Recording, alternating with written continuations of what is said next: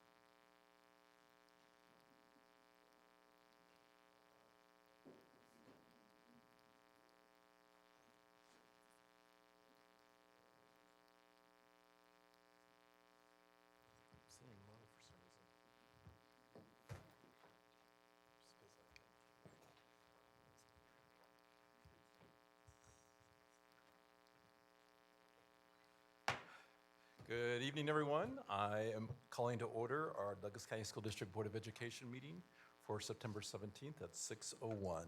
We'll begin with roll call. Chancha Shore is absent tonight due to illness. We wish her well. Graziano? Here. Holtzman? Here. Lemieux? Here. Lung? Here. Ray here, and Vogel. Here. Please join me for the Pledge of Allegiance.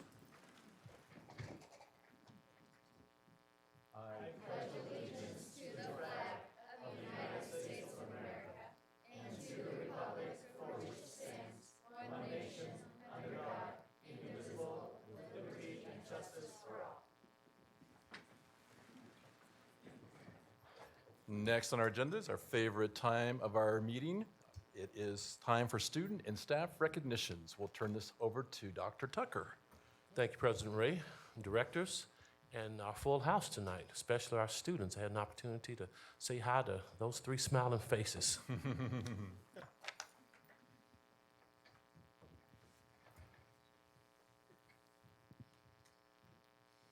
Good evening, everyone.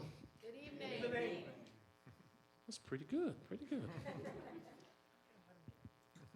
As Director Ray said, this is our favorite time on the agenda. That's to recognize our outstanding students, staff, and on occasion we certainly recognize our outstanding parents, because we want to thank you, parents, for sending your absolute best students to the Douglas County School District. To kick us off tonight, we have a video highlighting one of our schools.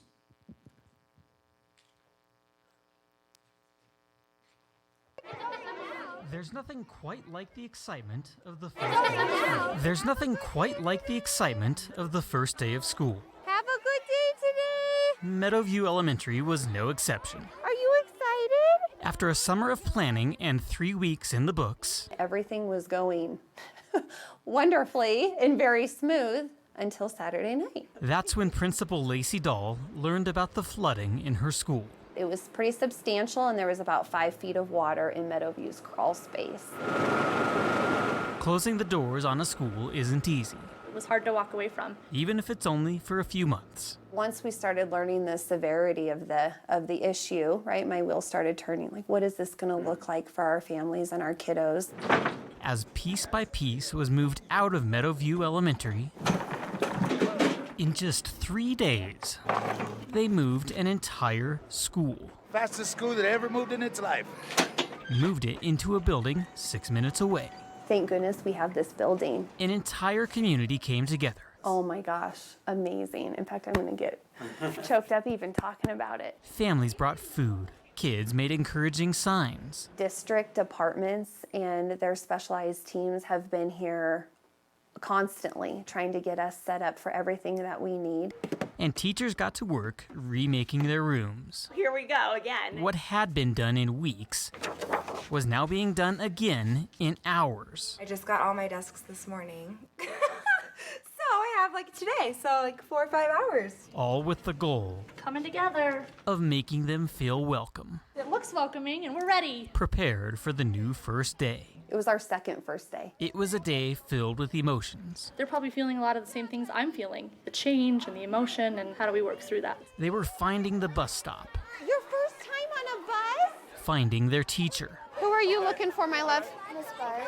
So she's over there on that side, honey. finding out what this new temporary normal looks like. You're gonna love your new classroom. It's beautiful in there. As everyone settled in, Smells nice. what they all seemed to find was that this community was not defined by a building. Meadowview's still alive. You can see it beating and surviving and doing great things. I am so proud to be a part of Douglas County. Parents were ready to send their kiddos, and kiddos were ready to come in the building with us. And so we couldn't ask for more than that. Have a good day today. They were finding the bus stop, Your first time on a bus? finding their teacher, Who are you looking for, my love? Miss Bart. So she's over there on that side, honey. finding out what this new temporary normal looks like. You're gonna love your new classroom. It's beautiful in there. As everyone settled in, Smells nice. what they all seemed to find was that this community was not defined by a building. Meadowview's still alive. You can see it beating and surviving and doing great things. I am so proud to be a part of Douglas County. Parents were ready to send their kiddos, and kiddos were ready to come in the building with us. And so we couldn't ask for more than that. Have a good day today. Round of applause.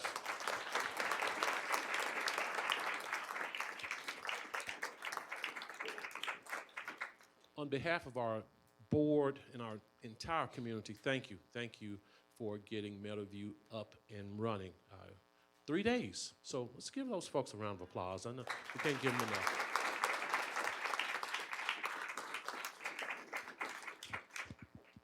And I would be remiss if I did not thank our folks at Colorado Early College.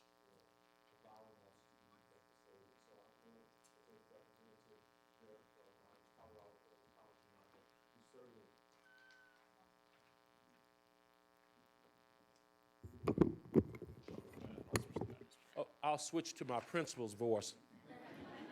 We certainly want to thank our friends at Colorado Early College for allowing us to use the building. Let's give them a round of applause as well. They certainly deserve recognition. For more formal recognitions, I'll ask Principal Dahl and Executive Director Hyatt to please come forward.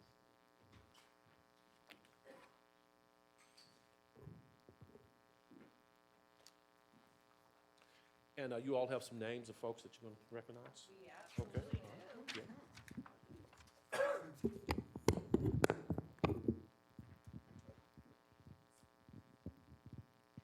So first, before we get started with recognizing the team of people that came together to support Meadowview, we just want to say it was an incredible amount of pride and teamwork in our district staff, the students, the Meadowview staff, and the entire community. Lacey is tearing up, as you can see, because to be able to restart a school in a matter of a few days is just an incredible feat, and one that we have never experienced at all in our careers. So it was awesome to be able to work with all of these people who made the difference for our kids in our community. So thank you to the cabinet and to Dr. Tucker, because all of our cabinet members sat around a large table when we got back together and said, what do we need to do to get kids back in school? What do we need to do to support this community? So thank you to all of our cabinet members who are such critical roles in working with your teams to get this done. So we can't thank you enough for that. Comments, and then we'll ask your folks to come up, what you call the names. Perfect. So I just want to say thank you to all of you. A lot of important people are in this room, and you made this happen for us. On Monday morning, we were able to welcome 65 staff members and 470 students into a school altogether. So I am so incredibly grateful, and the love and support that all of my staff at Meadowview has felt has just been incredible. So thank you to everyone. All right, so we're going to ask people to join us up here. So, All righty. From Legal and Risk Management, Katie Van Horn.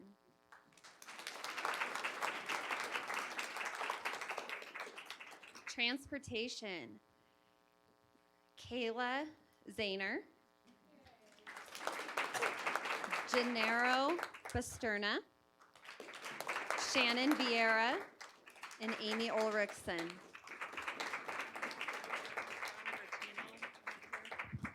Donna Grattino is also a critical role in helping to support the transportation needs. From our IT department, Nick Morgan, Dustin Bench, Tom Cahey, Ed Kaufman, Andy Holduffer, and David Wayfield.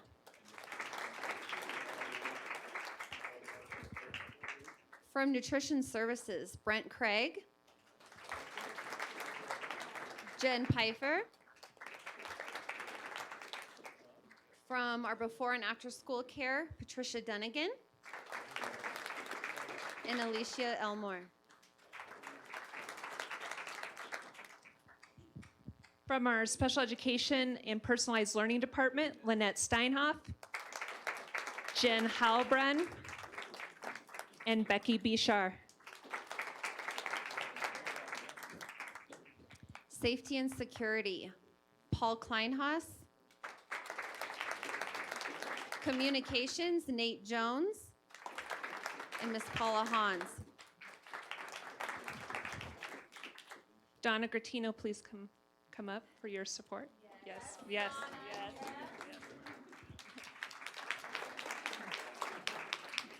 From Operations and Maintenance, Eric McCain, Matt Van Dusen, Bill Fordyce, Zach Nanestad, Wayne Harbeck, Mark Gardner, Shannon Lane,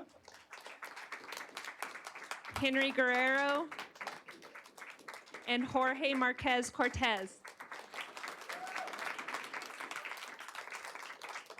We'd also like to have Danny Windsor come up. And we especially want to thank all of the schools that showed support by sending over food, all of the principals and department members that came before and after school to provide additional supervision support for our students.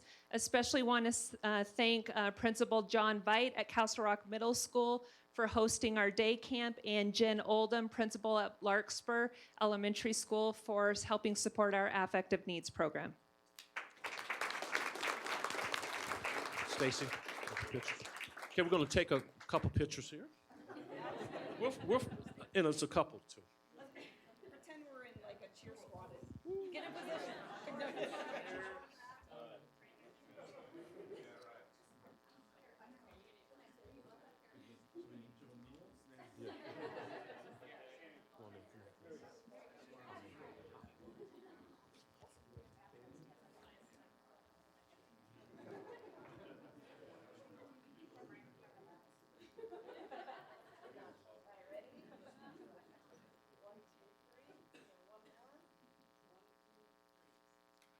Very good.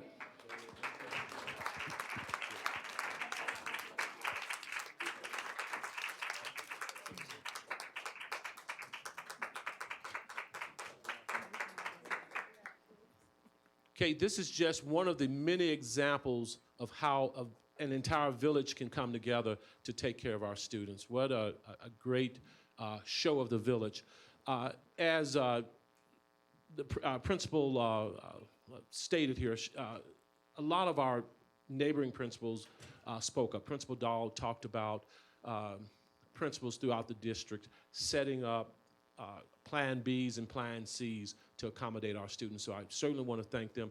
And I'm going to put the board on the spot because I received a call early on from David and other board members asking us what we're going to do to ensure our students are back in. So David, would you please make some comments on behalf of the board?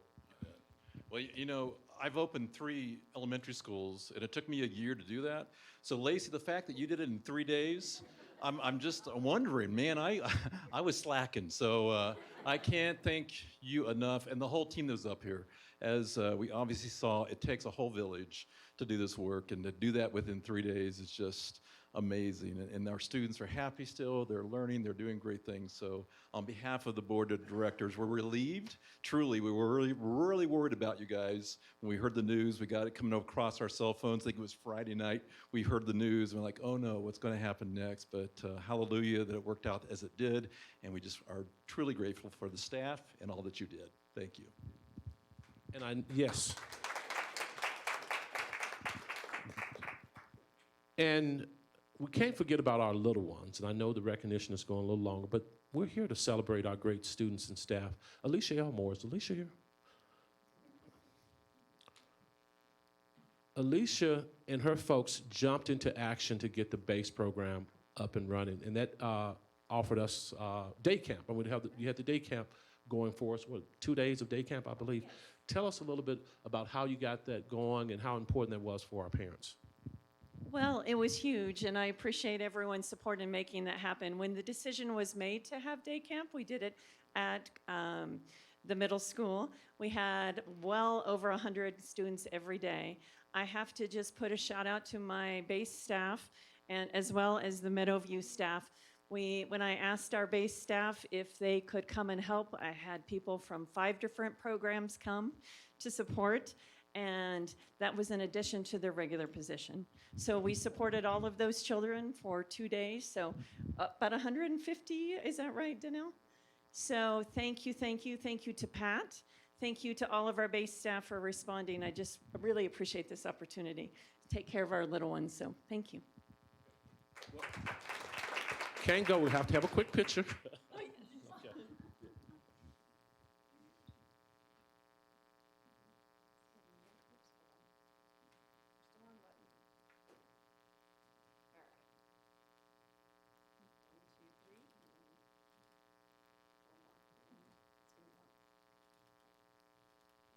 Thank you.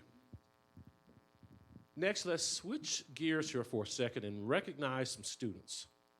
It is my pleasure at this time to introduce you to some students who recently, and staff members who recently received a presidential citation with a gold distinction for Rotary Interact clubs.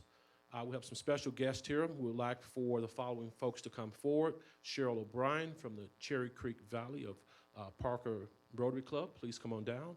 And Miss O'Brien, please come on down. Is she here today? She's coming on down. Principal Jacobs and Tamara Kraus, please come on down. And do you have any students from Legend?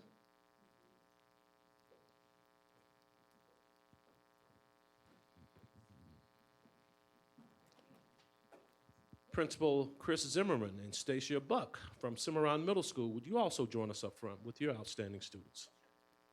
Miss O'Brien, come on down. Now, I'd like for our students and administrators to tell us a little bit about what does the presidential citation with a gold distinction, what does that mean? And tell us a little bit about the Rotary Interact Club. And, you know, how long have we been involved and some good things about that. Thank you, Dr. Tucker. The Presidential Citation is awarded through the Rotary International President for the specific year. Each year, that the requirements for that citation change. And there is a citation, and then there is a challenge level. Challenge level of silver, gold, and platinum. We represent District 5450 in our Rotary life, which is the whole Front Range. It's 52 Interact clubs that are doing humanitarian service with the theme of service above self. In our district, there were 4 citations awarded. It happened to be they were all gold distinction, the first in the history of our district.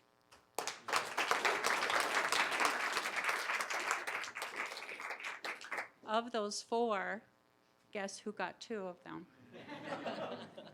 And the other 2 are in other school districts and have not been presented their citation as of yet, but will be soon. It is an honor that I have not been a part of in my life as a Rotarian, and we should be very, very proud of the work that was done by both of these clubs. I think that's enough that I need to say because I know we want to hear from our kids.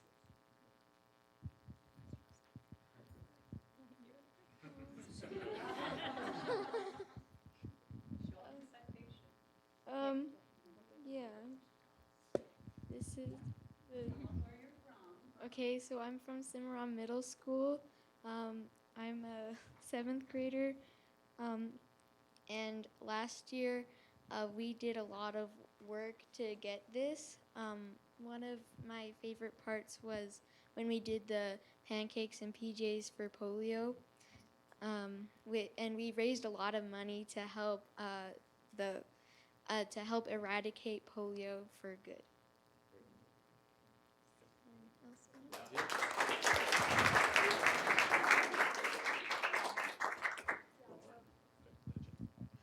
Hi, I'm Lauren Fox. I'm a junior at Legend High School.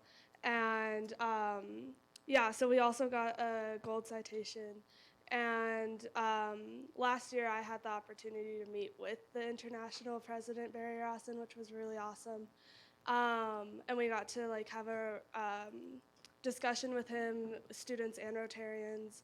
And it was really cool to meet the international president that gave us this award. And some of the reasons we got this award was every year we do a program called Peaceful Schools every fall. We go down to an elementary school and the high schoolers read books to first graders. And usually they have some sort of theme around it. The books I read to my first graders last year were about bullying. And so we taught first graders how to deal with bullying through reading. And that was one of my favorite projects, and it's always super impactful to see the kids interacting with us and seeing high schoolers and elementary school kids mix was really awesome. A couple other service projects we did to get our gold citation were Kindness Rocks and Blessing Bags. So for Kindness Rocks, our club gathered around and we picked up rocks from around our houses, around the school, and we painted them, put positive messages on them, and then placed them around the school, and then also the community. So we went to some elder homes and places where we know that kindness would be much appreciated. And then Blessing Bags kind of were a similar message, where we all collected hygiene products, socks, snacks, things that we know people would need who are less fortunate than us. And we took them around to places where people were in need, like Denver and around the community. And whenever we saw someone who we knew might need something like the socks or hygiene products, we'd take the bags and give them to them, knowing that they would be bettered for it, and hopefully it would give them a head start in the winter or with whatever they needed. And I'm Tommy. I'm a senior. This is Allie. She's also a senior. Thanks, Tommy. And this year we're just planning on continuing our legacy of service, both locally and internationally. We're going to serve our local communities in many ways that we did last year. In addition, we're also going to host a trash pickup to improve Parker's community. And then internationally, we're going to partner with Feed My Starving Children, and that's going to help communities internationally that are affected by hunger. And we're also partnering with our school's Model United Nations to help improve access to education in rural communities abroad.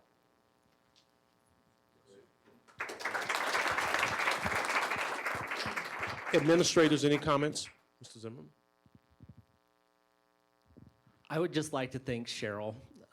She has been so amazing through all of this. We now have Interact Club in our elementary, middle, and high school going from K-12. One of them that was at Gold Rush last year is coming to us from Cimarron. She's at every meeting, and it is so nice to have somebody in our community that cares so deeply about our kids. So thank you. Mr. Jacobs? I also want to thank Cheryl and also Tamara for helping run this club at Legend High School. And I've had an opportunity to go to many Rotarian lunches and presentations, and I can't tell you the amount of opportunities our students have had and also get recognized being a part of the community. And at Legend, there's a strong focus about trying to be focusing on being a good person and being a good citizen. And this club has allowed our students to really shine with that and really give back to the community, because I'm so proud that you guys are serving and making the world a better place. And you guys are going to be awesome. And we have about 45 to 50 students roughly that are involved at Legend. And then it's kind of carried down into Cimarron. We've done some things together, and we're going to get Gold Rush Elementary involved as well. So just a great feeder involvement, getting parents and our students together to make an impact on the world. So thank you. Well said, Mr. Jacobs.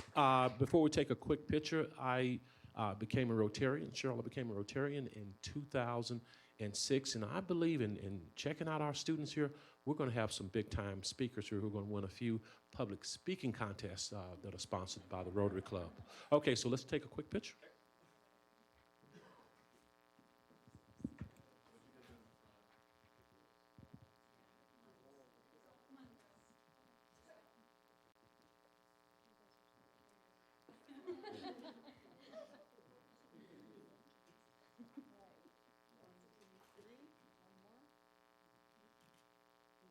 Very good.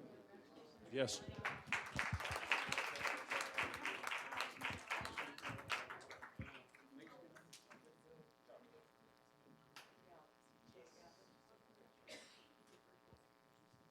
Okay, it's a great example of our students serving others above self. And on that word, we will now turn the meeting back over to the board.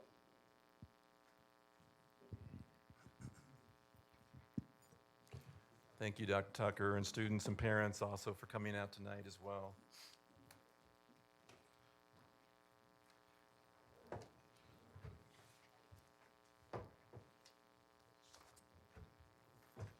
Next on our agenda is the acceptance of the agenda. Is there a motion? So moved. Second. Motion made by Holtzman, seconded by Graziano. Any further discussion? Seeing none. Graziano? Aye. Holtzman? Aye. Lemieux? Aye. Lung? Aye. Ray, aye, and Vogel. Aye. Okay, agenda is accepted. Next on our agenda is a new format that this board has decided to place as a standing agenda item from here on out. We really feel like that we just have loved the student recognition so much is that we want to continue to really make sure that we're setting the tone that that's why we're here. We're here about our students. And so one of the new agenda items that will be on this agenda from here on out is student comment.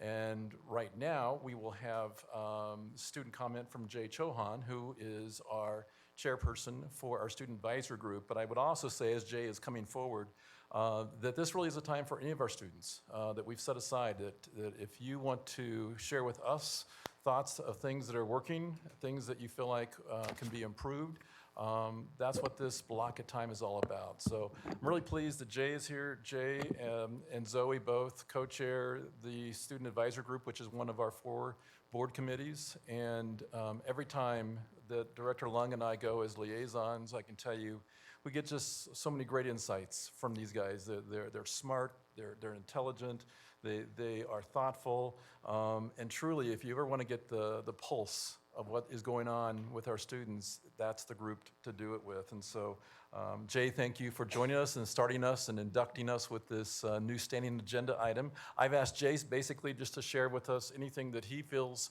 he wants to share based on his conversation with Student Advisory Group last week, but as well as maybe some of the topics that are on our agenda. And that's one of the things I would tell you as well, that we will always give our students advance notice of our topics that we're discussing so they can also influence some of our thinking as we're making decisions. So again, welcome, Jay. Thank you for being here. Thank you for having me. I want to start with student wellness, and obviously student wellness is something that's very important to SAG and the student body. One of the things that was recently started at my school that I think has been very helpful for students is a mindfulness class. And that's a great way for them to de-stress, and it's something that almost always works with student schedules. We also really liked how there was a focus on the physical aspect of being well, because a lot of times that's overlooked, because it is important to be healthy if you want to feel healthy. And things like nutrition and proper sleep are often some things that go overlooked with students' lives. And the part about promoting staff wellness also really stood out to me, because a huge part of learning is your teachers, and the best way to have a great classroom is to have teachers who also feel great and who feel great about teaching. With CMAS, the majority of kids at most schools opt out of it because they don't see it as something that affects them, and they've had enough of standardized testing, honestly. But usually the number of kids, there's usually about a third of kids who do take it. And that's usually pretty representative or above average in some cases of the student population. Having overpopulated schools definitely decreases student satisfaction and worsens their experiences. And two of the biggest problems with that are having classes that are too large, in which kids can't. It's not a great learning environment for kids, and also school parking, because it really influences how kids are going to get to school. And for a lot of kids, especially if their parents can't pick them up or drop them off, it limits their involvement with after school or before school activities. And the last thing I wanted to comment on is teacher turnover, because most students feel that retaining the great teachers we have is a really, really important part of students' experience. Speaking from personal experience, a lot of the more difficult classes I've had, having teachers who were committed, who were always there to give help outside of class as well, really made a huge difference. I also had a teacher who I could always talk to about my personal life, and when she left for another district, that was really something that saddened me to see her go. So it is very, very important to see the teachers we love stay. Very good. All right, very good, Jay. Again, thank you for very concisely covering several of our topics tonight, and definitely those will certainly be things that we'll be thinking about as we look at hearing some reports around those 4 topics that you've introduced us with. So thank you very much. Absolutely. Thank you All for right. having me. You bet.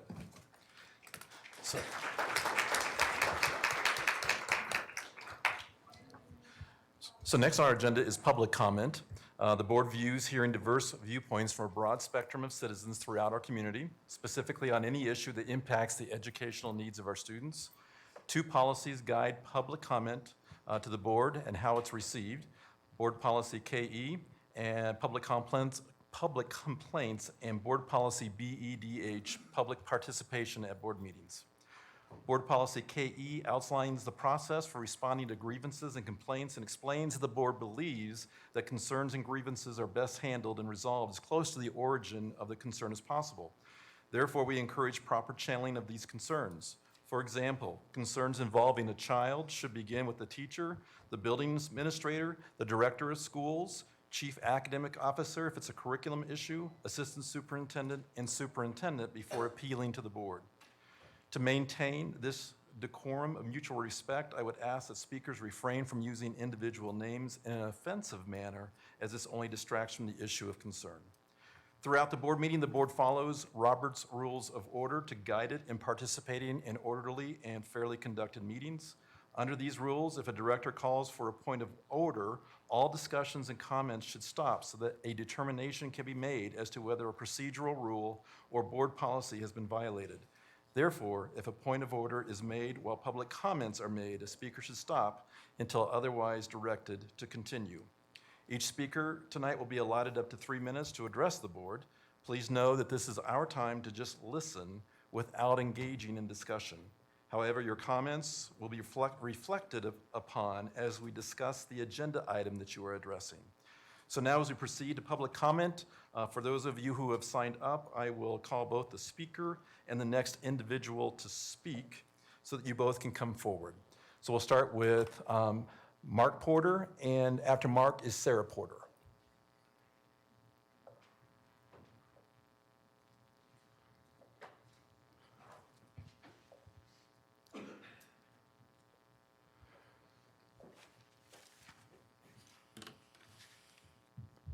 Hello, my name is Mark Porter from Castle Rock, here again to request an update to the federally illegal policy JLCDB in accordance with HB 181286 that was passed last year, allowing school personnel to administer cannabis medicine to children like my 13-year-old daughter Marley, who suffers from Crohn's disease. Since I was here 2 weeks ago, 10 school days, guess how many days of school my daughter missed? Including today, 7. That's what happens when mom and dad have to work and are unable to get to the school to give her a medication. Yeah, you can roll your eyes. Go ahead. She goes into a flare. Roll them again. So after emergency room visits, 2, pediatric visits, 2, and GI visits, 2, we finally get her flare under control. But you all win. We're going to have to pull Marley out of public school, where she loves to be. Friends are there, teachers are there, her 2-hour escape in drama class is there. But you guys don't get it. This is a kid that spends 2-3 months a year not in school. She does whatever she can to be there. But putting my daughter's health in balance is not an option. If there was only some way she could have her legal medicine at school. Oh yeah, that's right, there is. You guys just don't want to vote. When Jack's Law was passed and this board instituted policy JLCDB that is federally illegal, the legal counsel recommendation was against it. But you all chose to vote, not 4 of you, 3 of you. I'll get that straight. The District of Columbia has just chosen this week to have healthcare professionals administer medical cannabis to students at school. They have chosen kids over politics. Just listen to their reasoning as to why their policy should be changed. And I quote, medical cannabis is already legal in the district, and it would seem logical to allow consumption of this medicine, especially when needed immediately, where the student frequently is, at school. What a compassionate, empathetic, and logical response. Far cry from what we received from you, Dr. Tucker, and I quote, I have stated several times I will not meet to discuss amending our policy. Doesn't sound like a leader to me, sounds like a bully.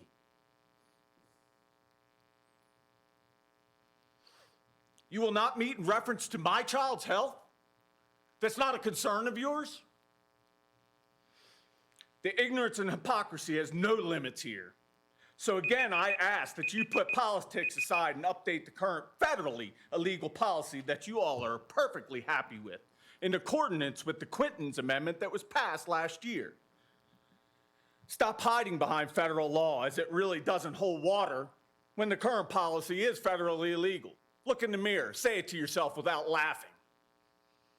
And then just 20 minutes ago, you, Dr. Tucker, Okay. you, President Ray. Yeah. No, hold on. Point of order. You, President Point Ray, of order. just said Point of order. that it takes a village to raise a child. We understand, Dr. Porter, so you need... It takes a village to raise a child. Dr. Why don't Porter, you? yeah. Why isn't this village helping my child? Thank you, Mr. Porter. Sarah Porter is next. know. After Sarah will be Brad Roll 'em and again. Amber 1. Director Ray. Director Lemieux? Could we please remind our speakers that they are not allowed to attack any of our employees, including We're pretty Dr. Tucker- frustrated. Including Dr. Pretty Tucker. frustrated. I'm quoting. Good evening, Mrs. Porter. Thank you. They said it, not me. You created this mess. Live with it. Here we are, more than 1 year later. Still you refuse our requests to update the JLCDB medical cannabis policy. It's clear that there are 3 people in this room that care about kids, medical needs students. I know which 3 those are. We want to work to achieve positive change for students. I thought that's what you guys, I think that that's what you guys just said here, that this is what we're here for. This is what we're all about as the students. Again, I ask you, Dr. Tucker, are you going to let all of your employees leave work for an order. hour, I couple just don't hours a day understand. to We've leave? said do not So, name Mrs. Porter, people. just, yeah, we'll let you continue, but we need to be careful in terms of the tone we're using, and directing that to Dr. Tucker is not necessary. Well, how come Dr. Tucker's the only one that can do anything about this, or you? You can We care- repeatedly ask you guys to meet with us, and you won't meet with us in private. This is our only means of outlet. Right. And you guys need to understand how extremely frustrated we are. Sure. The policy that was just passed in Washington, D.C., in the back seat of the federal government's car, they asked on Friday, September the 6th, they asked and they put forth this need for this child, one child. Do you know that they had a policy in place by September 10th that was in accordance with federal law? Really interesting piece of legislation that Brad Wan has gotten a hold of. Maybe legal can get a hold of this too. But you need to understand our frustration here, that we feel like this is discrimination and exclusion, and you know it. You won't sit down and talk with us. So whatever, we can make as many speeches, we can be as positive and as eloquent as we want to be. You all don't listen. So unless we stand here and we show emotion, that's not illegal to do, to stand here and show emotion. Not illegal to say something, to ask you whether you're gonna let your employees leave work like I have to do, or I would have to do to give my child medicine. That's not wrong. That's not wrong. So the emotion here is well called for. Thank you, Mrs. Porter. Is Amber here, Brad, or is it? She's not here. Okay, Brad Wan.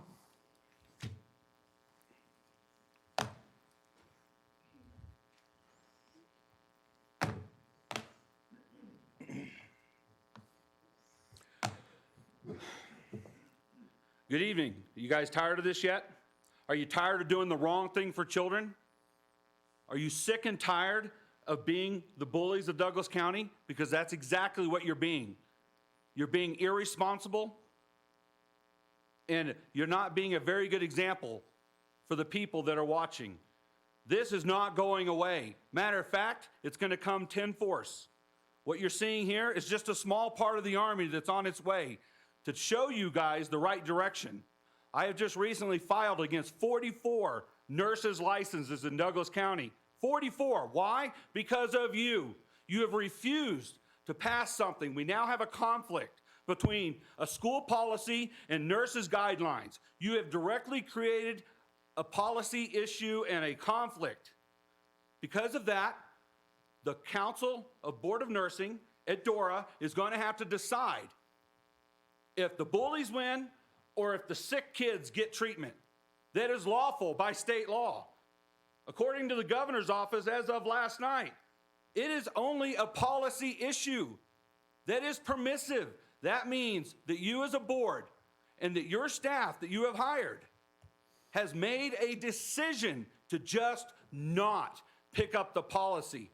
Why? Well, you're not going to lose funding. We beat that dead horse. Federally illegal, they're not coming after you. The Rohrabacher-Farr Amendment. We have the Good Samaritan Act that protects every single person in the building, and you use it for your EpiPens. You use it for everything. We now have other districts picking this up. We just met with Clear Creek County. They're going to pick this policy up. Matter of fact, they're going to keep it on school grounds, wrap it up in a bow next to the Ritalin and Adderall. You guys can't see past your feet. This lady right here is demanding us do something that we have no control over. You have all the control. It is up to you 7 members, not this guy here. I don't even know what to call him anymore at this point. If we can't call him by name, what do we call him? This guy? I don't know. This is ridiculous. We should not have to be going through this as special needs parents. My son has epilepsy. His life depends on his medication. The stuff in that ambulance is not going to save his life. It takes 20 minutes for a suppository to react. In 5 minutes, he goes brain dead. With a rescue med with medical cannabis, in 20 seconds, he will be out of a seizure and he will be back in class.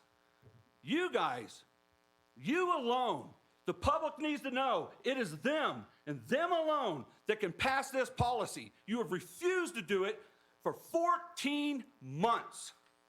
Unacceptable behavior from adults. You have no legalities. You may be very well following state law because it is permissive, but that's it. That means you get to choose if you want to or not. It's just a choice. Make the right choice. We're not the only family. Other families are ready to come out. Thank you, Please do the right thing. This is ridiculous. Let us come to one of your meetings and sit down and talk in your work sessions. Let us have a discussion. We've had 2 meetings with you. One was just educating her. The other was educating him. We have yet to have a meeting to discuss this policy. Okay, thank you, Mr. Wan. It'd be nice if we hired employees that knew what they were doing. Callie Leba is next. Director Ray, before we move forward, can I get a clarification on something? Yes, Director Lemieux. So it's my understanding that we passed a policy in 2016. As a matter of fact, you, myself, and Director Vogel did pass the ability for our students to take medical marijuana. Excuse me, you're not go ahead and talk. allowed to be up here. Thank you. You're not allowed to be up, Director Ray. This is your building? He can't stand there? Just standing here. So we completed your public comment. Director Lemieux, I'm going to ask that we just hold off. I'm not going to let you guys lie again, so go ahead. No, I think Go ahead and this. let her finish her statement. Point of order. Thank you. Hold on, we can't have a meeting with you. You don't answer our text microphone needs messages to be turned anymore. off, please. Doesn't respond to email.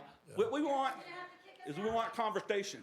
Callie Leba is next. If Callie would approach the pedestal or the podium, please. Thank you. Thank you, Mr. Wan. Director Lemieux is out of order as well as you, so thank you. Mrs. Leba, good evening. Hi, good evening. As you know, my name is Callie Leba, and I'm the president of the Douglas County Federation, the union of teachers and staff here in Douglas County. I'm here tonight to thank you for your time, but also for your strong position against arming teachers or any employee who doesn't report directly to our Director of Safety and Security. Our members don't want armed teachers, themselves or other teachers. My friend Frank DeAngelis tells the story of talking to the sheriff after the shooting at Columbine High School. Frank says, "And I looked down the hall and I saw one of my kids with a gun." The sheriff responded quickly, "And that's why you can't be armed. You look down the hall and you see one of your kids. I look down the hall and I see a perpetrator." It is unimaginable to be asked to shoot one of our kids. Most school shooters are or were students. These are our kids. But if a teacher is armed and doesn't shoot, she may be charged for failing to shoot. What teacher wants to be put in that position? Our members want to have one job, and that's to teach, and we want those providing security to have one job as well. I'm going to share with you a report written in cooperation with Everytown for Gun Safety, the American Federation of Teachers, our union, the National Education Association, titled "Keeping Our Schools Safe, a Plan to Stop Mass Shootings and End Gun Violence in American Schools." I want to draw your attention to the 3rd section, but I didn't give it to you because I'm a teacher and I know then you would look at the handout. 3rd section, arming teachers is dangerous. Quote, "Everytown for Gun Safety, the American Federation of Teachers, and the NEA strongly urge, as a matter of student safety, that schools reject attempts to arm teachers and instead focus on proven solutions that intervene to prevent shootings." In this report, you'll read about how law enforcement, the National Association of SROs, and others oppose arming teachers, how a nationwide survey of teachers resulted in overwhelming opposition to being armed, and how parents and community oppose it as well. You'll also read about how more access to firearms is strongly correlated with additional risk, meaning arming teachers puts our students at a greater risk of suicide or homicide. You'll read about the challenges with preventing students from taking a teacher's gun, or obtaining it if a teacher left it in the bathroom or did a flip dancing and dropped it. You'll read about the increased challenges having armed staff brings for law enforcement agencies who are responding to a shooting, and the increased risk for additional casualties. And the last point from the report, insurance companies across our nation have denied school districts coverage or have raised the premiums for coverage because the legal and financial risks in doing so are great. The districts can be held civilly liable, and teachers could be held criminally liable in some cases. There's also risk of federal civil rights claims and liability. I was struck by the words of a grandmother who gave public comment at our last meeting. She described herself as an avid gun lover and gave us details about that. And she told us that places that know guns best, ranges, gun shows, gun shops, all have signs that read, "No loaded weapons." Let's take into consideration what the people who know firearms well know when thinking about the safety of our schools. Thanks again for your strong position against arming teachers. Our members are comforted every time I tell them that our board superintendent, director of safety and security oppose this idea. Thank you, Ms. Leba. So this time we will close public comment. Next on our agenda is the adoption of the consent agenda. We have one item on the consent agenda, which is the approval of construction management design builder and design building agreement. This is the work that needs to be done to Meadowview Elementary School, and is specifically in agreement with our insurance carrier for that particular restoration of that building. Is there a motion to approve the consent agenda? So move. Moved by Lung, Second. seconded by Holtzman. Any further discussion? Seeing none, let's vote. Graziano? Aye. Holtzman? Aye. Lemieux? Aye. Lung? Aye. Ray, aye, and Vogel? Aye. Next on the agenda is to adopt the unofficial minutes. Is there a motion? So moved. Motion made by Holtzman, seconded by Lemieux. Any further discussion? Seeing none, Graziano? Aye. Holtzman? Aye. Lemieux? Aye. Lung? Aye. Ray, aye, and Vogel? Aye. That passes unanimously. Next on our agenda is the superintendent report. Dr. Tucker. Thank you, President Ray, directors, and our visitors who are here. I have a quick slide that Tammy's going to pull up. As our community knows that we're in the process of launching our strategic plan, and we're going to launch that plan with our staff this Friday, the 20th, at 8:30 a.m. And this marks a great watershed period, if you will, in our district, where we're going to have a systemic look at what our direction will be for the next 5 years.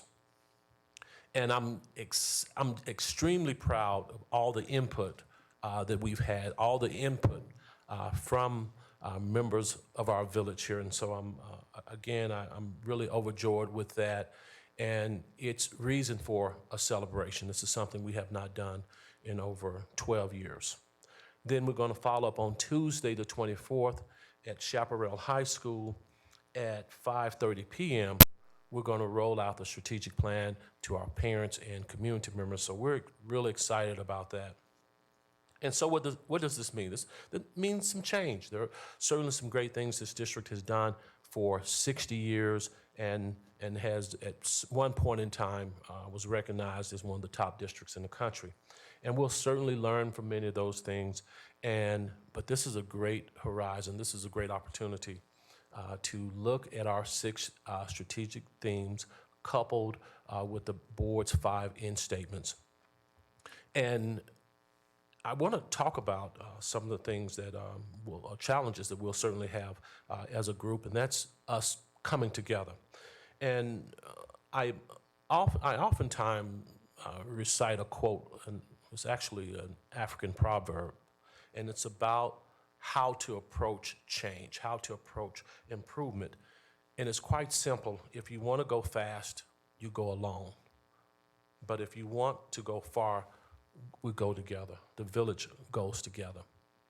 And so a couple weeks ago at our last DOT meeting, I had an opportunity to share this model for managing change with all of our administrators in the district. And it's not my model, it's a well-known model. It's called the Noster model of change. And there are 5 key elements in managing complex change. And I won't go through every item here, but I will mention those things. Vision. What is it the district hopes to become? The skills and dispositions that we want our students to have to be ready for college, career, and life. Incentives, and we don't mean financial incentives. We simply mean those things that really motivate our students. And resources. I mean, you need to have resources, and thank God for many of you who are here tonight and our folks who are viewing who supported 5A and 5B, because again, this would be a different conversation. We would be dismantling our district if we did not receive the funds from 5A and 5B. So again, I want to thank our voters for supporting that. And then the action plan. What good is it to have a strategic plan if you don't have a plan of action? And you'll notice here in this model, if one is missing, it throws off success. You need to have all 5 elements for success, because if one is missing, you'll endure false starts, frustration, resistance, anxiety, and confusion. And we're stopping to have conversations with our DOS, and I'm happy to see our DOS are here, our directors, our cabinet members, and more importantly, the people who are on the ground, our support staff, our teachers and administrators, to ensure that when we look at this pace of change, that we're stopping to hear the voices of our staff members. We're hearing the voices of our students, and so I do applaud the board and Jay's comments in representing our student body. And so those are some of the things that we're doing, and I know over the course of the next 5 years, as we be one of America's top school districts. Some questions, Dr. Tucker? Is that Sure. If any director has any questions, I'll be happy to address those questions. Well, I'll just shoot off with one of the things that I'm wondering about, because I think this is a great representation, like you said, that all these things had to be in place to successfully move an organization. What I'm wondering about, though, is around ownership of staff in this change. It's one thing to set vision. It's one thing to say there's a skill set that needs to be taught in order for that vision to be accomplished, et cetera, et cetera. Where do we acknowledge that it also requires that we get ownership from our staff? Because I think that some of us on this board remembers a day when that didn't happen, that there was this vision and there was this railroad of you will think this way and do this way. And the ownership wasn't there for, I would say, for successful implementation. So I'm curious, where do we generate the ownership of the people that are actually carrying out the change? Ownership manifests itself in the action plan, because no one person or 5 or 6 people or my cabinet or building leaders can carry out the systemic changes that we want. And as I've said before, I certainly want to congratulate the CIPG department, Marlena, as well as our consultant in ensuring that we had ownership and we have buy-in as we start to construct our action plans for those 6 themes. On Friday and Tuesday, the community will hear more about it, but we sent out over 70,000 surveys, received 30,000, 35,000, somewhere in that neighborhood back from all of our constituents here in this community. We have principals, support staff, administrators, every classification of employees here in the district at some point in time has been invited and has actually been involved in the creation of our strategic plan, which is a living document, by the way. Director Vogel, thank you. Sure. I would add that I imagine that incentives falls in with the ownership part too, because you see the resistance is where that would be, if people don't have the ownership, that's where resistance is going to come in. My thoughts. Yeah, and I would echo Dr. Tucker. Certainly I think the strategic planning process the way it was conducted made so much sense in terms of we started with our kids, we worked then to our town halls with both our teachers and our community members, and then we surveyed according to the themes that they generated, and then we began really identifying those bigger themes and initiatives. I know that I will be sensitive, and I think this board will be too, in terms of that loop of continuous cycle and making sure that our folks are feeling like they're part of this as opposed to it being done to them. And so that would be my only caution. And I agree with Director Vogel. Certainly we can find that in the incentive piece. But I think that's what's probably most challenging in my mind when you move an organization is making sure that people feel like they're doing it together as opposed to I'm reacting to something that's being imposed. Yeah. And we find that, and I know Director Long has some comments, and we find that in our desire to help explain why. Why, and the why is predicated on best practices and is predicated on research. Now, I mean, there's no secret that we're dealing with a culture where site-based management and site-based budgeting have been hallmarks of this district. And that's not necessarily a bad thing. It's not necessarily a challenge. The challenge lies with how do we take that time-honored tradition, that time-honored history, and combine it with a more systemic approach to problem solving, whether it's selecting the correct curricular materials, one, because it's aligned to state standards, and how do we collectively take advantage of an economy of scale, but at the same time, respect choice. I mean, this district, the last 15 years, is the epitome of choice. And, you know, how do we continue to recognize and do that? And certainly there will be a few bumps and bruises along the way, but I can certainly tell you everyone here is committed, and we're building those channels. And again, all of our people are key, and I'm glad that our DOS, and again, several of our DOS are here tonight. There certainly will be keys, certainly will be conduits to that change. Very good. Director Lund? Thank you, Dr. Duckers, for this wonderful piece. Our district has been through a lot, and sometimes we get the issues that whoever screamed the loudest think that they can get hurt. And people pass false informations as fact and scream even louder and think that they are right to draw their attentions.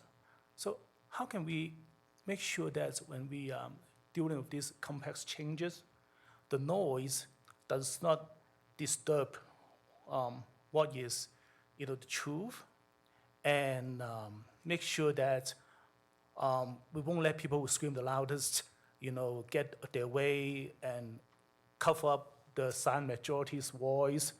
And also the lack of trust is a big issue for the district, because in the past, sometimes being passed off as the fact or the consent is in fact actually controlled by a few groups of people who hijack the opinions. So how can we get the real truth from the silent majority, not the one who screamed the loudest? Trust is built over time.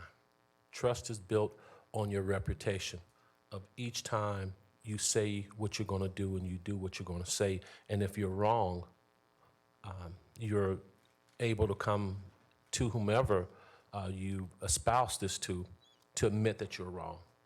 And so that's another time-honored tradition or challenge that we have here in our district, is rebuilding the trust.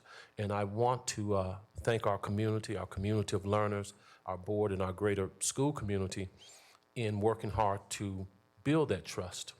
In regards to the vocal minority, we want to set an example that we'll listen to each person and be respectful, regardless of whether they're quiet or regardless of whether they're screaming and yelling. I think I've tried to be a role model for my staff to listen to folks, even when we don't agree. And and I don't mean over any political issue, I mean particularly as it relates to school and teaching and learning, over curriculum. As you all know, we're going to have some difficult waters to tread ahead as we look at the state renewing its curricular focus, as we look at the state changing the accountability system. And in my opinion, and I'll say it very respectfully, the state, and I mean CDE's move to add additional assessments or testing requirements and changing the goalpost, if you will. But I can certainly tell you that the Douglas County School District, with the rollout of the strategic plan, will be able to address those things. Very good. One of the things I'm hearing that I like to Dr. Tucker is just that notion of using our directors of schools for that barometer, so that we're continuously having that cycle of feedback as we're moving forward. And I think that's been something that we've put in place in many areas, whether it's our bond and mill levy oversight committee. We have these groups that really give us that barometer of what's happening out there. And so I'm hoping that is something that we'll continue to look at in terms of, are there groups that need to be in place to ensure that the success is working in this plan, so that we're not just going down the railroad and then all of a sudden realizing we ran over somebody that really needed to tell us something about the changes that were occurring. So I would be really interested in future conversation just to talk about that feedback loop. How are we monitoring? How are we making sure that barometer is working, so we're hearing from our people who are doing the work with kids, so that we don't get to a place where we're steamrolling, which I know that's never the intent of any of us, but I just want us to be very cautious in making sure those loops are very formal, so that people know they have a way to feed back to us how this is feeling and how this is working. Absolutely. I received a communication from one of our board members, I think it was Director Holtzman, in terms of how can we better leverage our communications department. And I've had several conversations with Mrs. Rader about that, ensuring that not only are we communicating out this change, but we're also valuing the opinions of our colleagues. And that includes our teachers, and I'm pretty sure Amanda would have something to say regarding employee council. There certainly will be a conversation with employee council, as Jay said, with our student advisory group, then of course with our principals. In fact, just this week I've had a conversation with our DOS about how can we better leverage our folks, the voices and the opinions of our folks in the buildings, our folks who are in the trenches. Very good. And is the current system conducive for us to deliver on that? If not, let's recalibrate. Well, again, and we're looking forward to Friday, like you said, for the first time in 12 years, actually having the entire Douglas County family under one roof. It's a huge opportunity for us, I think, to all say, we are in this together. And we hear the same message at the same time in terms of the direction setting. So I think I speak for my colleagues up here to say that we're really excited to experience that event, and it is a staff development day, and truly this is setting the direction for the next 3 to 5 years. So of course it makes a lot of sense for us to pull everybody together to set the direction and get excited about where we're headed. So my accolades to you, Dr. Tucker, as well as the rest of your team for organizing such a big event, and we're looking very much forward to it. Any other questions for Dr. Tucker regarding his superintendent's report? All right. Anything else on your superintendent's report, Dr. Tucker? Yes, 1 minute. Sure. All 5 of those complex items there as it relates to change management is important, but resources. I'm excited about all of us as a school district family coming together and leveraging our resources, but also as a family, as a team, deciding how to best leverage the resources that we have. And I'm sure Mr. Smith is coming up, which is a good segue for Mr. Smith. But also with Mr. Reynolds, he has a presentation, and he's going to talk about some great things that are happening here in our district academically. I'm exceptionally proud of some of the things that we're doing.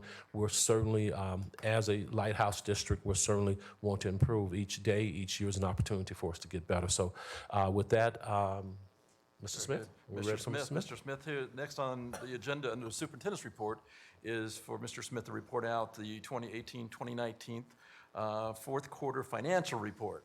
So when we talk about resources, Mr. Smith, you're it, man.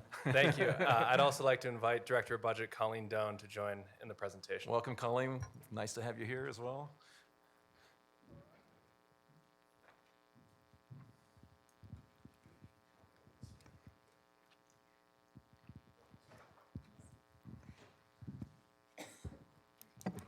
Good evening, directors.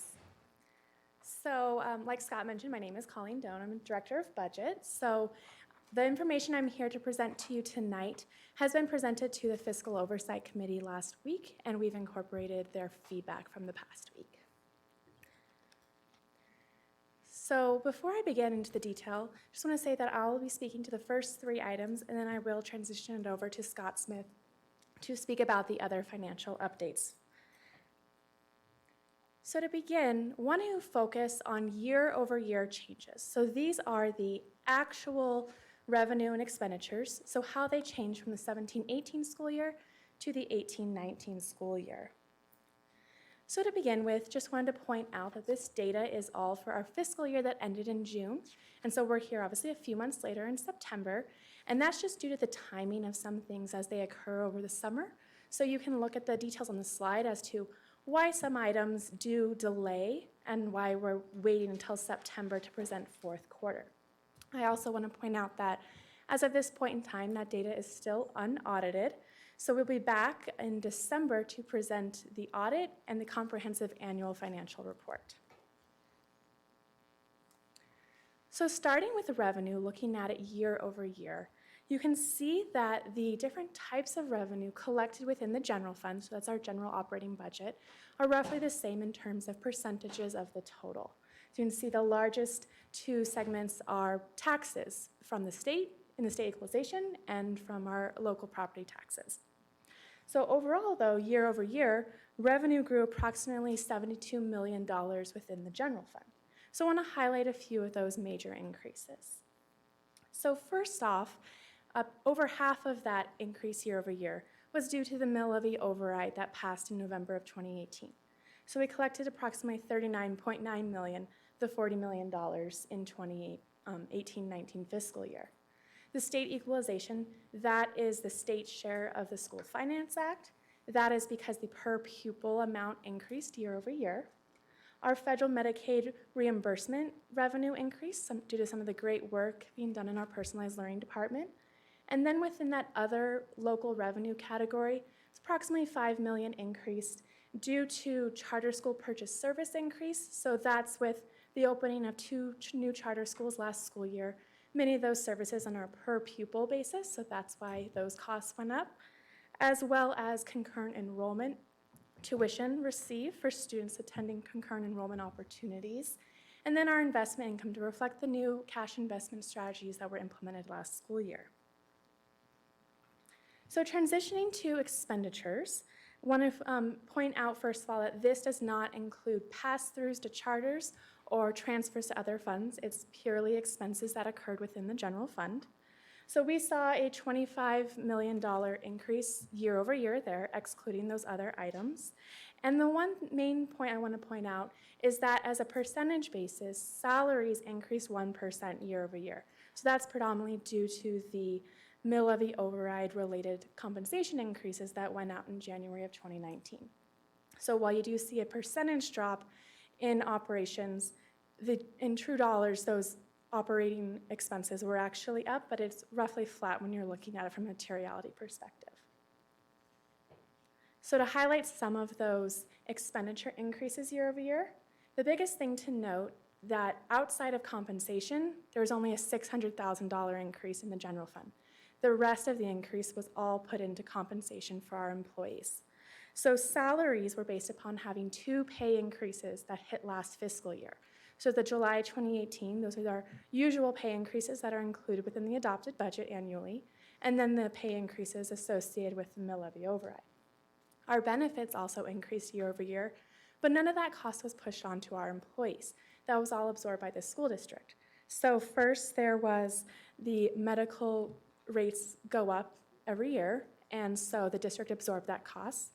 The para rate increased for the last school year, and then since para and Medicare are a percentage of salary, obviously if we're paying more salary out, then that means in terms of dollars, those are going up as well. So that operating that I just pointed out, that $600,000 was predominantly special education related as we look at tuition paid out for out-of-district students, and then corresponding expenses on concurrent enrollment associated with that revenue I spoke about a few minutes ago. So I now want to transition to comparing within this same fiscal year, 2018-19, how the actuals compared to budget. So instead of looking year over year, just 1 year budget to actual. So I'm going to walk through a few slides that were presented at different points in time last fiscal year to show you how those commitments that were made in terms of the budget are still holding true today in terms of how we're showing those financials. So first I want to show you something going back to June of 2018. Scott Smith was up here in June saying that our budget was billed fund balance neutral, where revenues would equal expense. So you can see that there in that circled red piece. And so these slides, they're direct pulls from those presentations given on the dates referenced on the slide. So this is where you can then see here that little dash indicates 0, so the change in fund balance was 0 as of the adopted.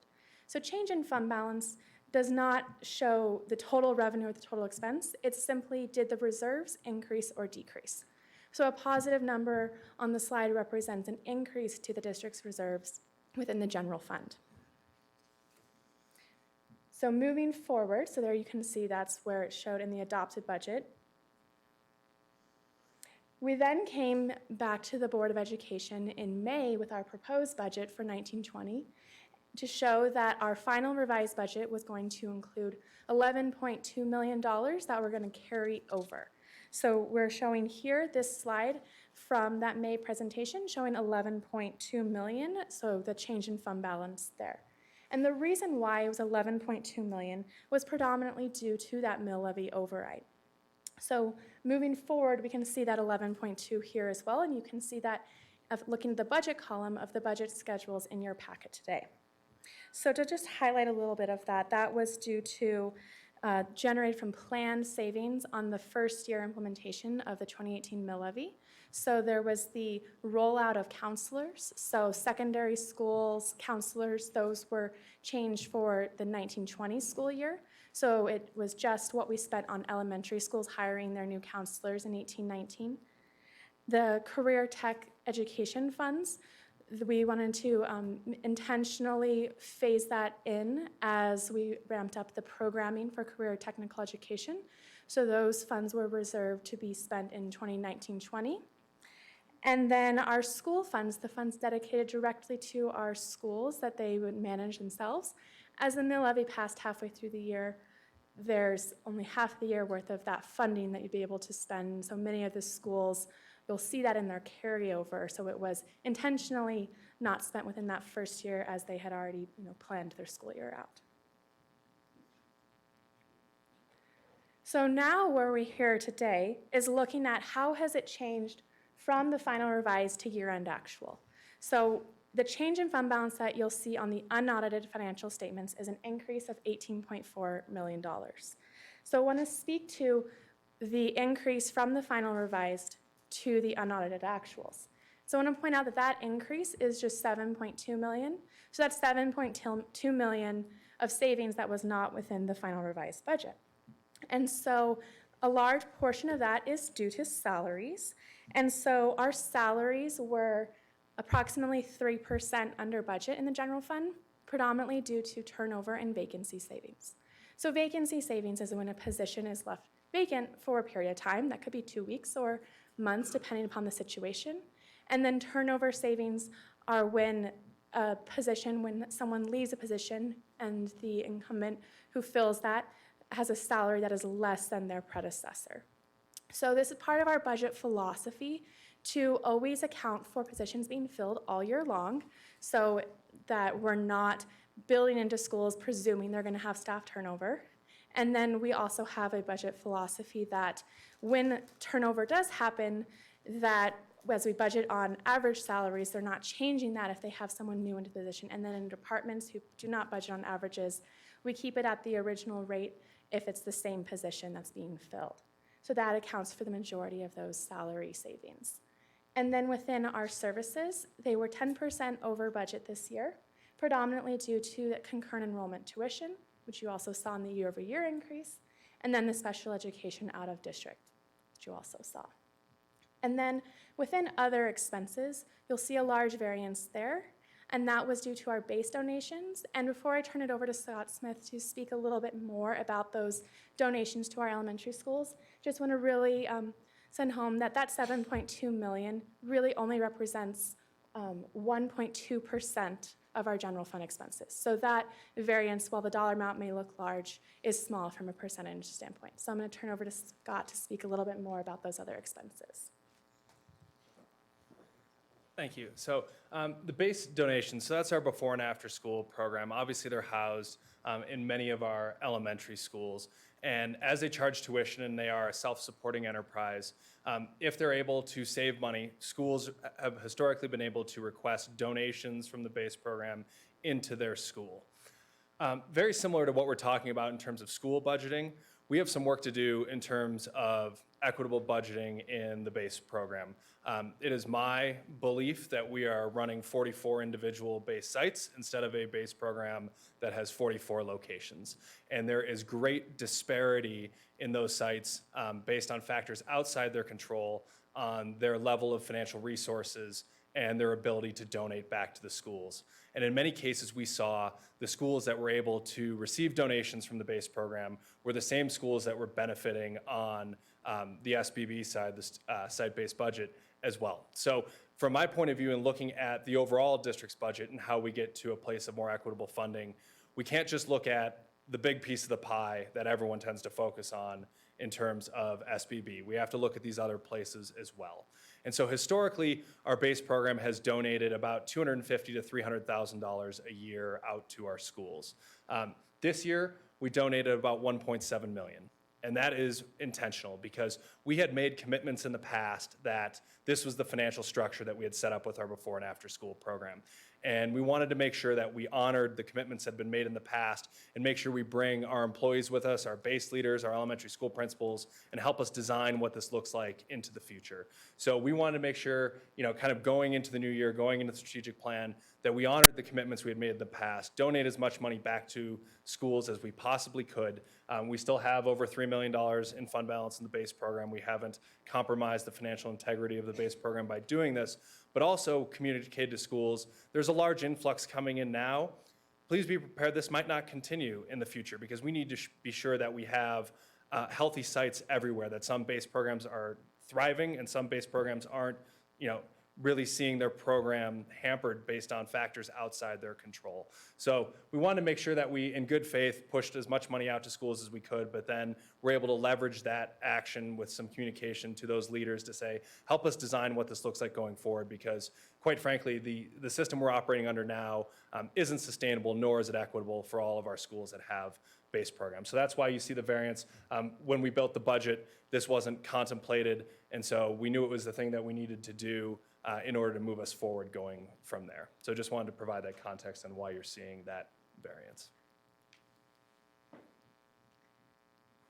So that includes the explanations on fourth quarter. However, I want to point out a few other things. So first is school carryover. So those are the funds that schools are allowed to save to carry into the next fiscal year. So we just awarded school carryover for 18-19 earlier this month. So school carryover from 18-19 did increase from the prior year. It increased by $3.1 million, and 2.5 of that is in our elementary schools, largely due to the base donations that Scott just referenced.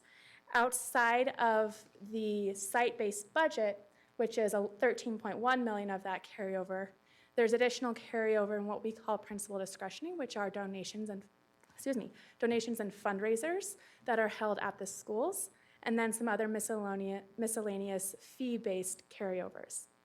In addition to what schools have within the general fund, they may have additional carryover from full-day kindergarten when it was a tuition-based program, athletics and activities, various clubs, and then if they're doing any building modifications on their schools. And so all of that culminates to a total school carryover of $26.4 million from the 18-19 school year. So just want to highlight transitioning into the current school year. We have just published our budget book. So our budget book is in addition to the adopted budget that our board voted on last June. It includes additional information on our various funds. So a lot of information regarding assumptions used in the new multi-year forecasts. This is something new we haven't done before. We've previously just published forecasts for the general fund, so we have it on all of our funds now. Very detailed financial summaries of every single school and department with explanations on all of the year-over-year and budget to actual variances. And then a new capital budgeting section that's been aligned with the presentations given to the Mill Bond Oversight Committee. So I'm now going to turn it over to Scott again to speak about some other financial updates. Thank you. So I have the privilege tonight of talking about PARA, the retirement system that we are a part of. So Senate Bill 200 from 2018 was passed with bipartisan support to help shore up PARA's unfunded liability. And in simple terms, that just means the difference between the assets that PARA has and the benefits that they are going to pay. The difference, if there's not enough assets to pay the benefits, is the liability. And so the legislature passed Senate Bill 200 to try to restore PARA to a full funding target within 30 years.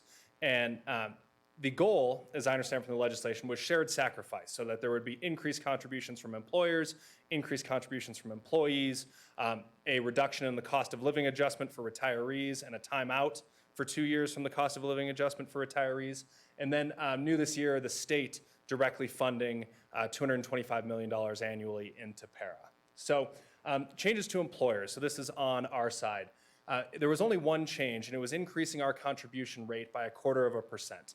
The reason there was only one rate change is if you think back to all the presentations that we've given, we've been gradually increasing the percentage of salary that we contribute to PARA. My belief is that the legislature looked at that and said, there's enough stress on the employers, let's make sure they kick in a little bit more, but we'll just do one increase of 0.25%. But something new this year in this legislation, I should say, from last year, is that the legislature said, we don't want to come back every time PARA is either the unfunded liability is growing or hopefully we're in a surplus situation. We don't want to have to come back and revisit this every time. So what they did is they put in some automatic adjusters. And they said if our actuarial analysis indicates that we are below 98% of our funding target, these automatic adjusters will kick in to have increased contributions. On the flip side, if we are at 120% of our funding target, we can reduce on those annual adjusters. And I apologize, I didn't misspeak. It's 98% on the downside and 120% on the upside. So I'm tipping my hand a little bit here, but in the first year since this legislation was passed, we are going to hit the automatic adjuster. PARA's fiscal year is the calendar year, and that's unfortunate for us because December was one of the worst years and worst months in the market and we've had in a long time. And if it would have been November, they would have finished with a positive year, but because of December, they finished with a negative year. So we are going to see the automatic adjustment. I'll talk a little bit about that in a few minutes. Changes to employees. Employees were contributing 8% of their salary. Senate Bill 200 increases that to 10% over 3 years. So 0.75% 2 years in a row, and then 0.5% after that. You will remember I talked about that first 0.75% when we were in here in May doing compensation adjustments. And we were very fortunate this year that we were able to give raises that covered not only inflation, but also this 0.75 percentage point increase. Again, the automatic adjusters also hit on the employee side as well. I mentioned the change to retirees and then the change to the state. This is one important thing that we have to talk about today. So the state contributes $225 million annually. That includes many divisions. There's the school division, local division, judicial. The school division is the largest. So if you look at that $225 million proportionally, $126 million is for the school division. We just found out about 10 days ago that this change meets the definition of a special funding situation that triggers some accounting rules that go with it. So what this means is the Governmental Accounting Standards Boards, and I know this is just as exciting as it sounds, but it's important so people understand this when they see it in our CAFR, is that essentially that $126 million was made on behalf of all the school districts who participate in para. And so what the Governmental Accounting Standards Board says is, well, you have to recognize that as a revenue to every district and an expense to every district as well. So our proportionate share is just over $8 million. This doesn't affect reserves because, again, we're going to book the revenue, we're going to book the expenditures. We have never touched this money. It is not our money. It is directly to the state, but we have to book it. Normally, when Ms. Schleisner is here in December, she talks about para, and she talks about, when we talk about the unfunded liability, it's at what we call the government-wide, which doesn't really affect our day-to-day operations. It's just a reporting element. The difference here is this doesn't affect the government-wide statement. This affects the general fund statement. So this will be in the audit. This number is not in the presentation that Ms. Doan just gave to you. So there will be $8 million more of revenue and expense when you get the audit. We were done with fourth quarter when we found out this was coming. So it was a little late in the game. So the biggest issue is that we don't gain or lose reserves, but we will have a variance to budget because, of course, when we're past 60 days of our fiscal year closing and we find out about a new revenue expenditure, we hadn't budgeted for that. So we have to figure out a few things going forward. The biggest of which is, does this affect our TABOR calculation? TABOR is 3% of fiscal year spending. This is being booked as a spend, so would this increase the TABOR reserve that we have to hold? These are questions that are unclear at this point. It also affects all of our charter schools as well. Do they have to increase the TABOR reserve that they hold? How do we estimate this going into the future so we can budget for it? And how do we explain it so that folks understand why this is happening, that we just didn't miss $8 million in the budget, that this is an outside entity imposing accounting rules upon us. So that's the state portion, but I want to talk a little bit about the employee portion. I talked to the employee council a few weeks ago about this. They provide some feedback. I've incorporated that here tonight, so hopefully I hit what they were referring to. I'm speaking to the classified mentors tomorrow night. I've been talking with Ms. Rader on how we get this information out far and wide, because all else being equal, our employees are going to see reductions in their paychecks because of the increased contribution to para. Again, all else being equal. And also assuming there's no change to state law. There's nothing that stops the legislature from coming back and changing Senate Bill 200. So this is kind of confusing, but it's the best way that I could think to organize this. So employee and employer. So Senate Bill 200, as I mentioned, was going to take employee contributions from 8% to 10% over that time period. That was going to happen, is going to happen, again, barring any change to state law. The difference is the auto adjust. So we have been told from para the auto adjust is happening next year, the first year, in 0.5%.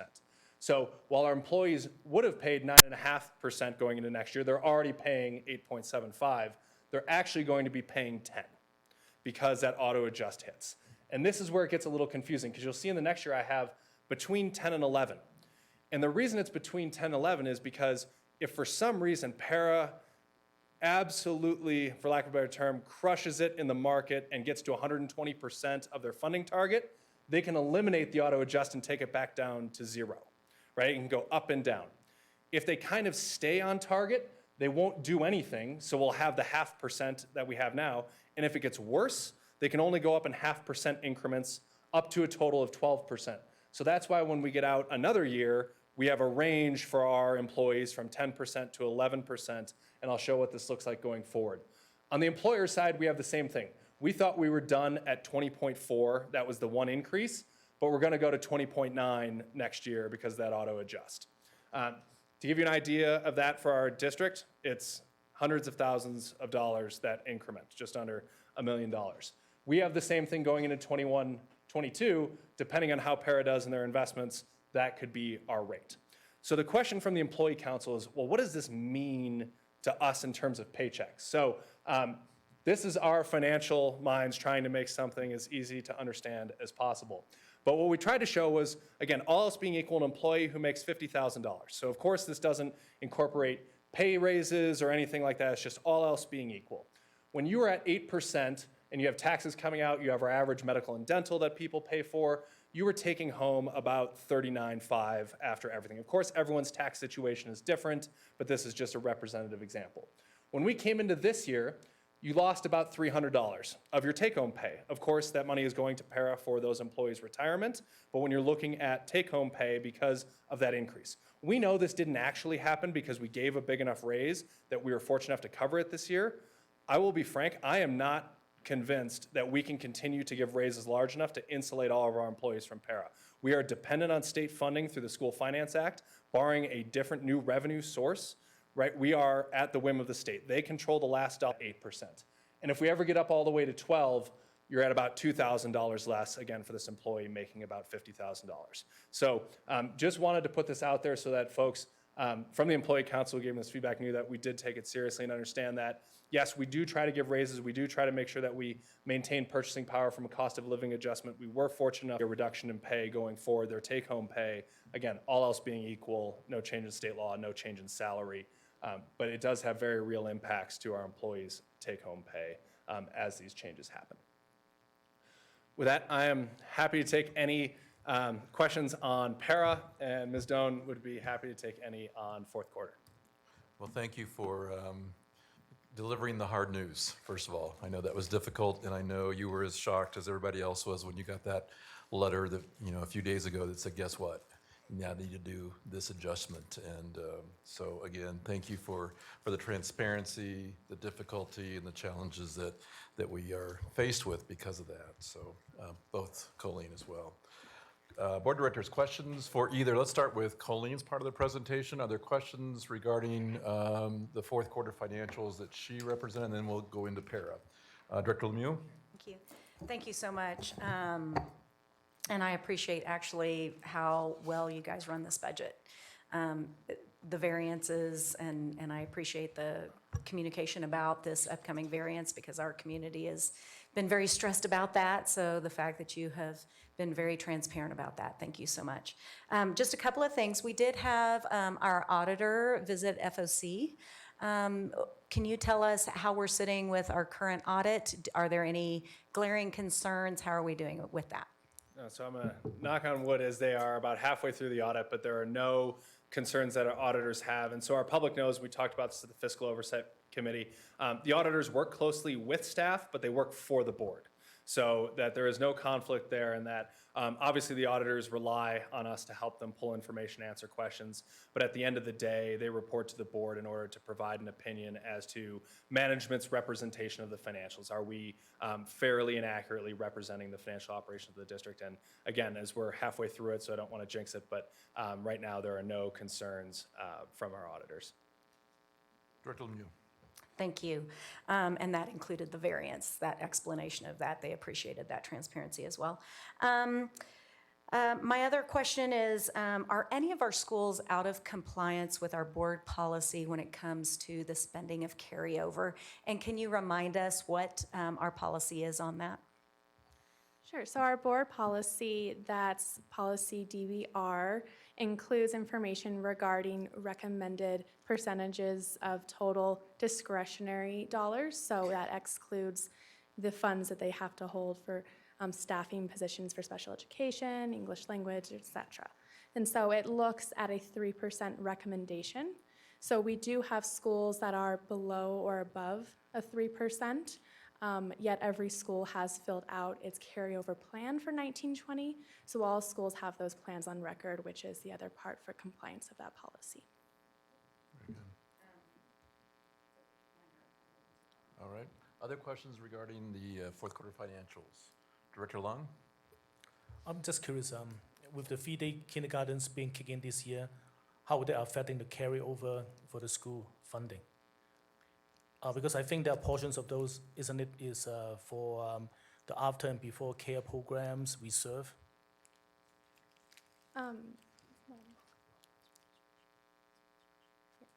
So the carryover that was generated from full-day kindergarten when there was a tuition playing program will be rolled into their principal discretionary this school year. So we calculated it separately because they were separate funding sources last school year. And so they can still spend it on kindergarten if they want to supplement what we've provided through the new through the new School Finance Act.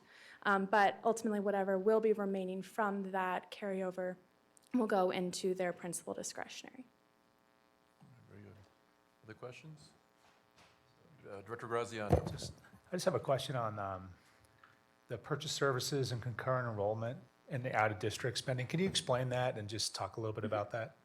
So the purchase services that were about 10% over budget, it was two primary reasons. So out-of-district special education costs, those are for when we are sending students to schools outside of Douglas County for various student needs and paying that tuition. So that tuition, the budget was too low. We did our best to try and forecast that. However, there were a lot of bills that weren't received until the fiscal year was over.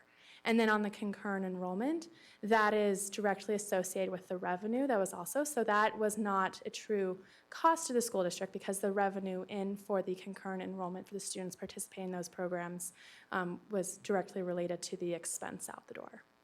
So that's a complete wash then, Colleen? There's like a 5% variance within that actual program itself, but it's essentially a wash. Okay. All right, so unless there's other questions about fourth quarter financials, let's move on to the tough topic that we just heard about, and that's the whole para issue. Director Lemieux, then Director Holtzman. Do we have any control over para? No, and I think it's important to note, one of the things we have no control, right? We have to pay what statute says we pay. I think that's one of the biggest things that we want people to understand is that, when you look at the unfunded liability, they calculate the portion that's attributable to Douglas County. It's not, in my mind, really attributable to us because it's just based on this current year's contributions. There's probably no better way to calculate that. But I can't pay more to buy that down, right? There's not a separate Douglas County bucket that I could pay more money into to say, well, I think our unfunded liability is too big, so instead of 20.4% of salary, I'm going to pay 25 and get that smaller. I can only pay 20.4. I don't control their investment decisions, their assumptions on rate of return, anything like that. Director Lemieux? Thank you.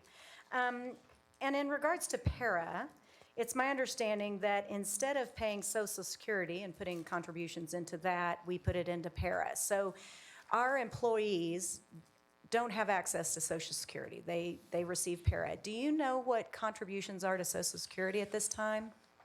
Is it? Don't quote me, it's around 6.75%, somewhere there on FICA. Okay, But since we don't pay it, I don't know it directly. I just was wondering, what the comparison is, para to Social Security, since we don't get. So would you repeat that estimate again? It's about 6.75%. I'm sure Ms. Brown, our payroll manager, is jumping up and down because she's not here. She knows the number. But we don't pay it on the employer side, nor do our employees pay it on their side. So para is in lieu of Social Security. And really, that was my point, that we're in lieu of Social Security. Our employees don't have access to Social Security once they retire. Thank you. And one more question? Please. Thank you. We talked a little bit about that communication piece, and clearly that's going to be extremely important. Do we have any plans to have an FAQ page? Are we going to, what is the plan to communicate this out to our employees so they really have a clear understanding of this? So as I mentioned, I spoke to employee council. Hopefully people are watching tonight. I'll do the classified mentors tomorrow night, but again, Ms. Rader reached out yesterday wanting to get time with me to figure out how to do a communication plan. So we'll need to follow up with the board, but I will tell you that something is definitely in the works to make sure folks understand this is not going to happen until July. So we've got a little bit of time, but we do understand the urgency and the need to make sure our employees know this. Director Holtzman. So Director Lemieux actually asked my question, but I just want to follow up. It was about communication, and I was at Employee Council when you made this similar presentation, and I think it is so helpful for our employees to hear from you. I'm just actually going to make a suggestion that we might consider even a video, and then some sort of way that they could ask questions back to your department after that, because I really felt like being there at employee council that the majority of the room felt really good about understanding, not happy with what's actually happening and that we don't have control, that the state made this law, but I really felt like they understood. So I'm just gonna throw that out there and say that at the last employee council I was at, which was a different topic, when they got feedback from them, they said about the particular issue they were talking about that night, that one of the most important things to them is no matter what decisions are made, that they be communicated. So I just appreciate that you guys are already working on that. So thank you. Director Lung. Thank you very much for the information. Could you go back to slide 27? So in 2018, Para lost $1.8 billion. Their return is minus 3.5%. And so with recessions being looming in the horizon, so typically when recession comes, the stock market tank. I mean, all investment tank. So judging from last year's horrible return, how would that affecting our employers' contributions for Para if we have another horrible years like 2018 investment return in Para? Would us going to paying much more, like 20.4% or even more? Thank you. So, yes, so based on Senate Bill 200, the most more than what they're paying on the employee side.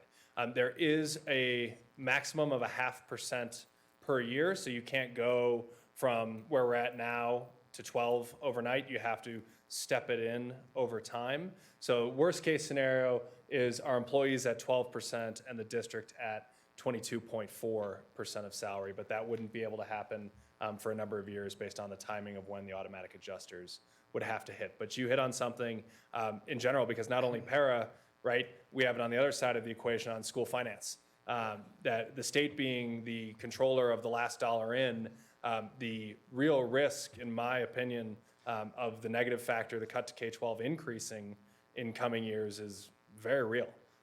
We're simply too large of a portion of the state's budget that when state revenues are impacted, there just quite frankly isn't a way to insulate K-12 just based on the size, the percentage of the budget that K-12 is. So I think as we talk about, right, I want to make sure we give our employees the biggest raise possible we can, but when I say I'm concerned we're not going to be able to cover Para increases in the future through pay raises, it's because I don't have confidence that the School Finance Act is going to keep up with our normal cost increases, like medical benefits, special education services, programming that we need in the district, raises just based on cost of living, and then start to layer in Para increases past that. The available pie of revenue gets doled out very quickly. And so I don't want that to come to a shock to the board, to the community, or to our employees if we're in a spot where in the future, while we hope to be able to cover all of these, that we simply might not be able to based on the revenue that we receive through the School Finance Act. Director Lung. I'm so glad you point this out, because I want to make sure that the general public understand,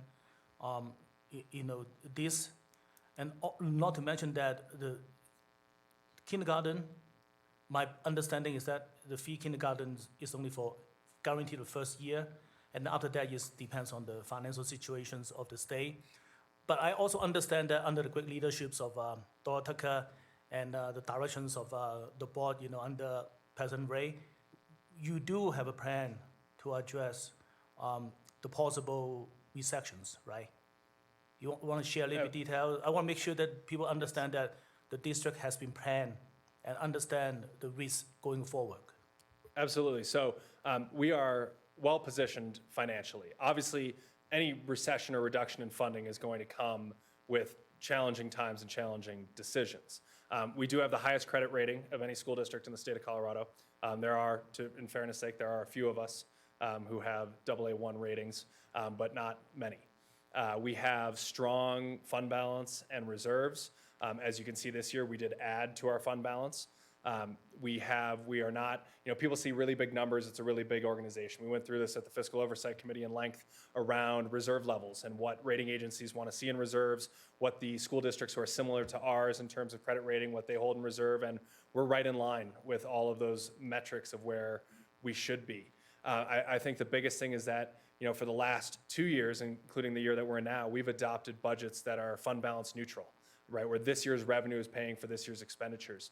We have neighboring school districts who are not in that situation. In strong times, they are burning reserves and burning fund balance right now, which will only be exacerbated if there's a reduction in funding. We are not doing that. We are budgeting to be fund balance neutral, and I will tell you, if I miss a budget or Doan misses a budget, we're gonna miss it on the positive side. That is our intent. So where you see we have variance, albeit it's 1% of the overall budget, we're missing that on the right side from a financial strength standpoint. Of course, we want to deploy as many of this year's resources to this year's students as possible, but doing that in a fiscally prudent way. And I would say a variance of 1% would be evidence of that, 1% to the positive. We've passed 5A and 5B, as Dr. Tucker mentioned. Not only would a future recession be a different conversation, we'd be having a different conversation right now. I don't have huge concerns on emergent capital needs, that the bond is taking care of all of our Tier 1 needs and approximately half of our Tier 2 needs. Obviously, we have more needs past that, but in terms of our most critical needs, thanks to our voters, we're able to address that now. We've been given a large amount in pay increases. It's something to the tune of $60 million in pay increases over the last 3 years that the board saw a couple months ago. We've been trying to make sure that we invest wisely, we invest in our people, and we have a strong financial position. We've been very fortunate to be self-insured on our medical fund, and we've had 2 very good claim years on medical expenditures and been able not to pass those premium increases on to employees. So hopefully you're hearing there's a lot of ways that we have flexibility in the future. We do have a strong balance sheet, but I wouldn't sugarcoat it. If there is a large reduction to K-12 funding, we'll be able to weather the storm to a large degree, but depending on how deep that is, there'll be difficult conversations, difficult decisions to be made. Dr. Tucker? Scott, we also were blessed to have a very sharp, smart CFO as well. Yeah. And I greatly appreciate our relationship that we have with our bond counsel, our bond advisors. And, I don't know much about finance. I'm an educator, but what I've heard is that it's about planning. And Scott and our folks that we work with, we have a great relationship with them who've helped us plan, who really put us in a position, along with the board and the community, when we went out to sell bonds, we were able to get that same amount for 290 million versus the 250. So working closely with bond counsel. You want to talk a little bit about that? Absolutely. So due to our strong credit rating and the interest environment at the time, still without raising taxes, so still at a no tax increase bond, the proceeds from our $250 million bond became about $289 million. So that's a reflection of those factors. And I think, it's Dr. Tucker's point about planning, and Director Vogel, you've brought this up many times in the past, of having multi-year forecasts for all of our funds that are interconnected, that we understand where the trigger points are, that we understand what benefit rates are going to do to us 3 and 5 years out, to understand impacts, things as simple as grants. When we have grants that end, obviously we can end that program, but if it's a successful program, we should be planning to roll that into the general fund if we can't get the grant renewed. So we have that all built into our multi-year forecast, and as Colleen said, it's not just the general fund anymore. We're doing it across all of our funds, and it's really a big kudo to her and her team who have really driven this forward. I would say our financial planning has come a long way, and Director Long is, of course, I wouldn't want any sort of recession or cut to K-12 because I still don't believe we're adequately funded in K-12. That we are in a position to be able to respond appropriately, albeit it might not be decisions or conversations that are very fun or very comfortable, but we're in a good spot. Director Lemieux? This actually goes back to thinking about our bond and our MLO and how we're spending. And something you had mentioned earlier was that we didn't spend certain money for CTE programming because that's something we're growing. What part of our MLO and our bond are part of that CTE campus that we are planning? And how would that be affected if we're unable to open the CTE campus? So to your first question, or what you were alluding to, and we've communicated this from the beginning. We received the full year of the mill levy based on the misalignment of property tax years and school district fiscal years. So we were always planning, obviously there's no way to hire 85 counselors overnight. There's also not really a great way to implement brand new programming halfway through the year. And of course, again, as I mentioned, we adopted fund balance neutral budgets. We hadn't budgeted assuming 5A and B were going to pass, right? We wanted to make sure we only spend the money that we know we are going to have. So right now, this year's budget, 1920, and please jump in if I get any of this wrong, we have about 1.6 million set aside for CTE. The total plan is about $2 million a year from the mill levy going into CTE. We have, and I know Mr. Windsor's probably around, to the tune of about 15 million for CTE programming across all of our schools as they exist now. So investing in our comprehensive secondary schools to make sure that they can increase their CTE funding. And then we are looking at the master planned CTE campus with the alternative campus in Parker as well. And that might be a place when we get down there of talking about the premium that we'd issued where we might be able to leverage some of that premium from the bond in order to help fund those expenditures in the future. Just to echo Dr. Tucker, strong financial position only comes because we have strong financial leadership. So Colleen, Scott, on behalf of all of us, thank you. You know, it looks like we may be anticipating a storm ahead, and it's just very comforting to know that this is something we've been planning for. But it's also something we need to continue to advocate for, because I heard you loud and clear say unless there's an additional revenue source for public education, there's no way to buffer this anymore. We're out of options other than using our great planning of contingencies to continue to insulate, as you say. But we also need to send a message cry that just says, you know, like you said, we need to adequately fund public education. That's the bottom line. And we just need to have our taxpayers continue to advocate for that, because it's very clear in your presentation that unless something happens at the state level, there's very little that we can do. So, but again, just the leadership, thank you, both of you and your departments, and the work you've done, and crunching all the numbers and the reports. Just can't express enough gratitude. So job well done, and enjoy the rest of your evening. Thank you. Yes, Dr. Lemieux. Thank you. Before we leave superintendent reports, I was asking for a point of clarification earlier. I actually wasn't out of order because you had given me permission to speak. So I just wanted to, for the record, I was not out of order. I was trying to get order, I think. I understand. So everybody was out of order at that point. Sure. But my question is very, very serious. We have some very concerned parents, and rightfully so, and they're hurting and they're worried about their kids, and we're all worried about the safety of all kids.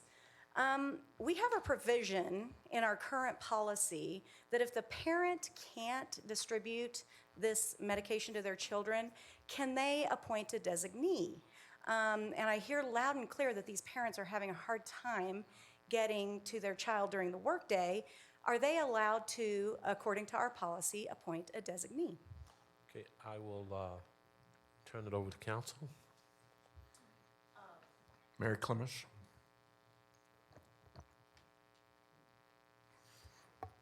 I don't know that I am in a position to answer that in open session, because it may involve a discussion of attorney-client privileged communications.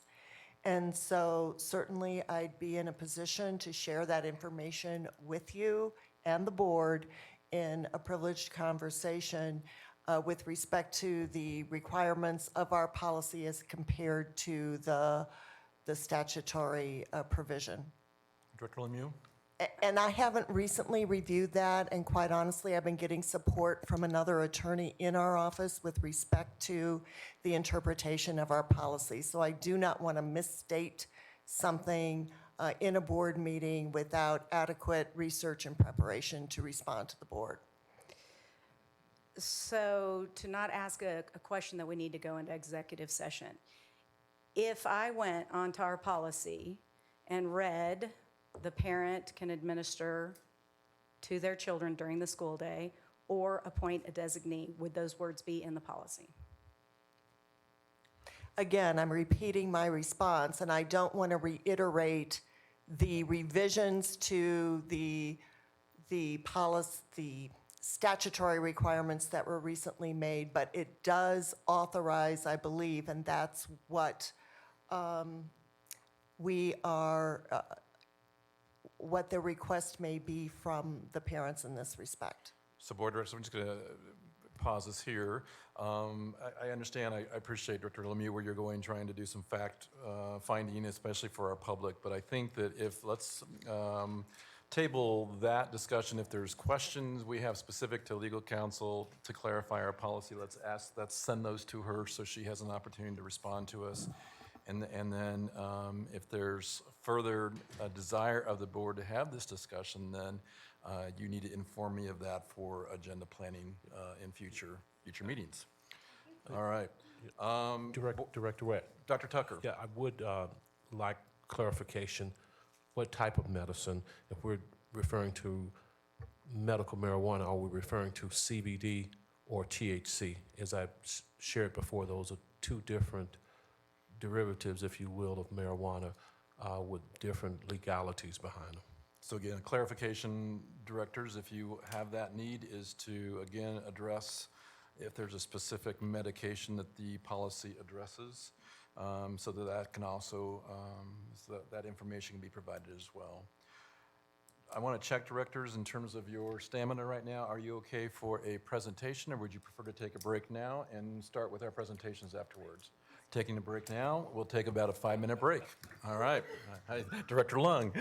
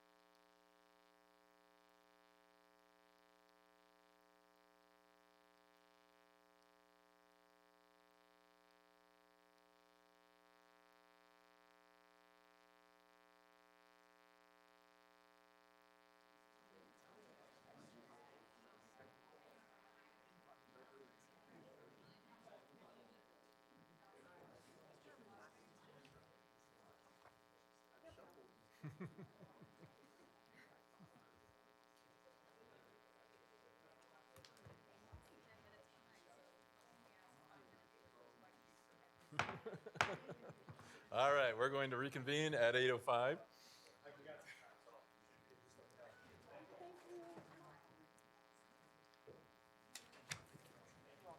So next on our agenda is the school capacity and boundary analysis.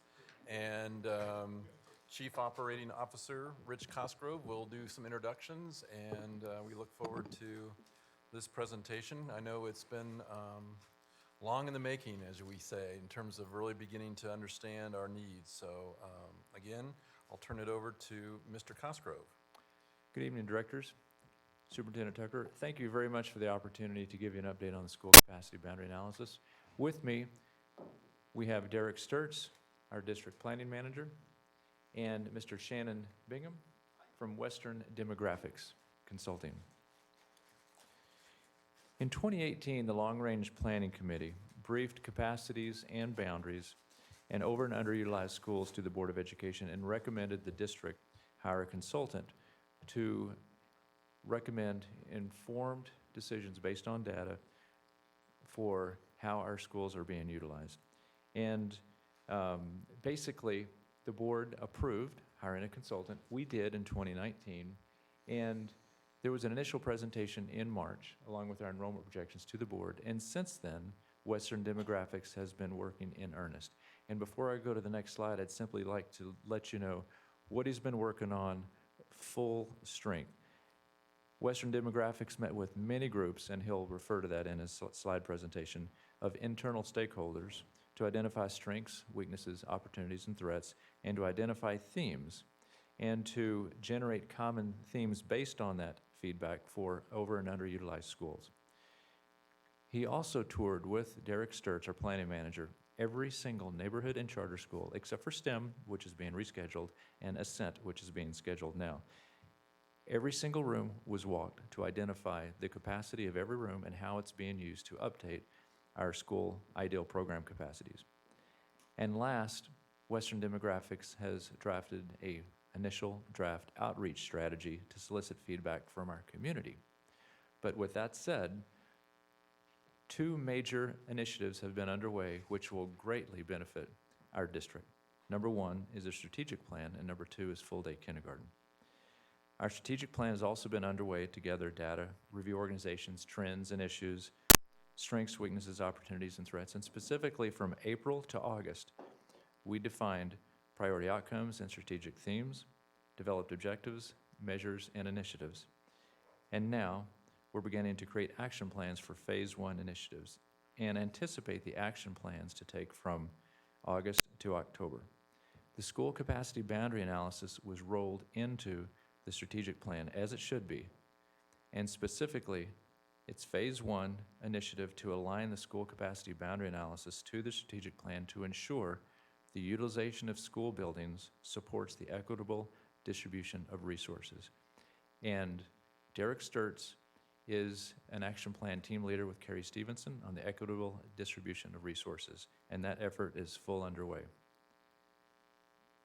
Western Demographics has been and will continue to review the feedback from both gathering initiatives to ensure the themes of the strategic plan basically are the overarching theme and in being supported by the capacity and boundary analysis. The second initiative is full-day kindergarten that also was initiated in earnest since we started the school capacity boundary analysis. With full-day kindergarten now being implemented, the planning department is updating all those school capacities that were determined this summer. And Mr. Bingham can give you an update on the amount of full-day kindergarten and the impact to our school capacities. And those have already started to be vetted with every single school principal for confirmation. Those school capacities will be refined that will update possibly the themes as well as the outreach strategy. So those two initiatives are being taken into account here, and that's why the timelines are reflected as is. So at this point, I'd like to turn the presentation over to Mr. Bingham. Thank you. Good evening. Thank you. Good evening. It's a privilege to be here. So becoming part of a strategic plan was really, I saw as a real opportunity for this process because we had capacity, boundaries. I'm actually doing forecasting.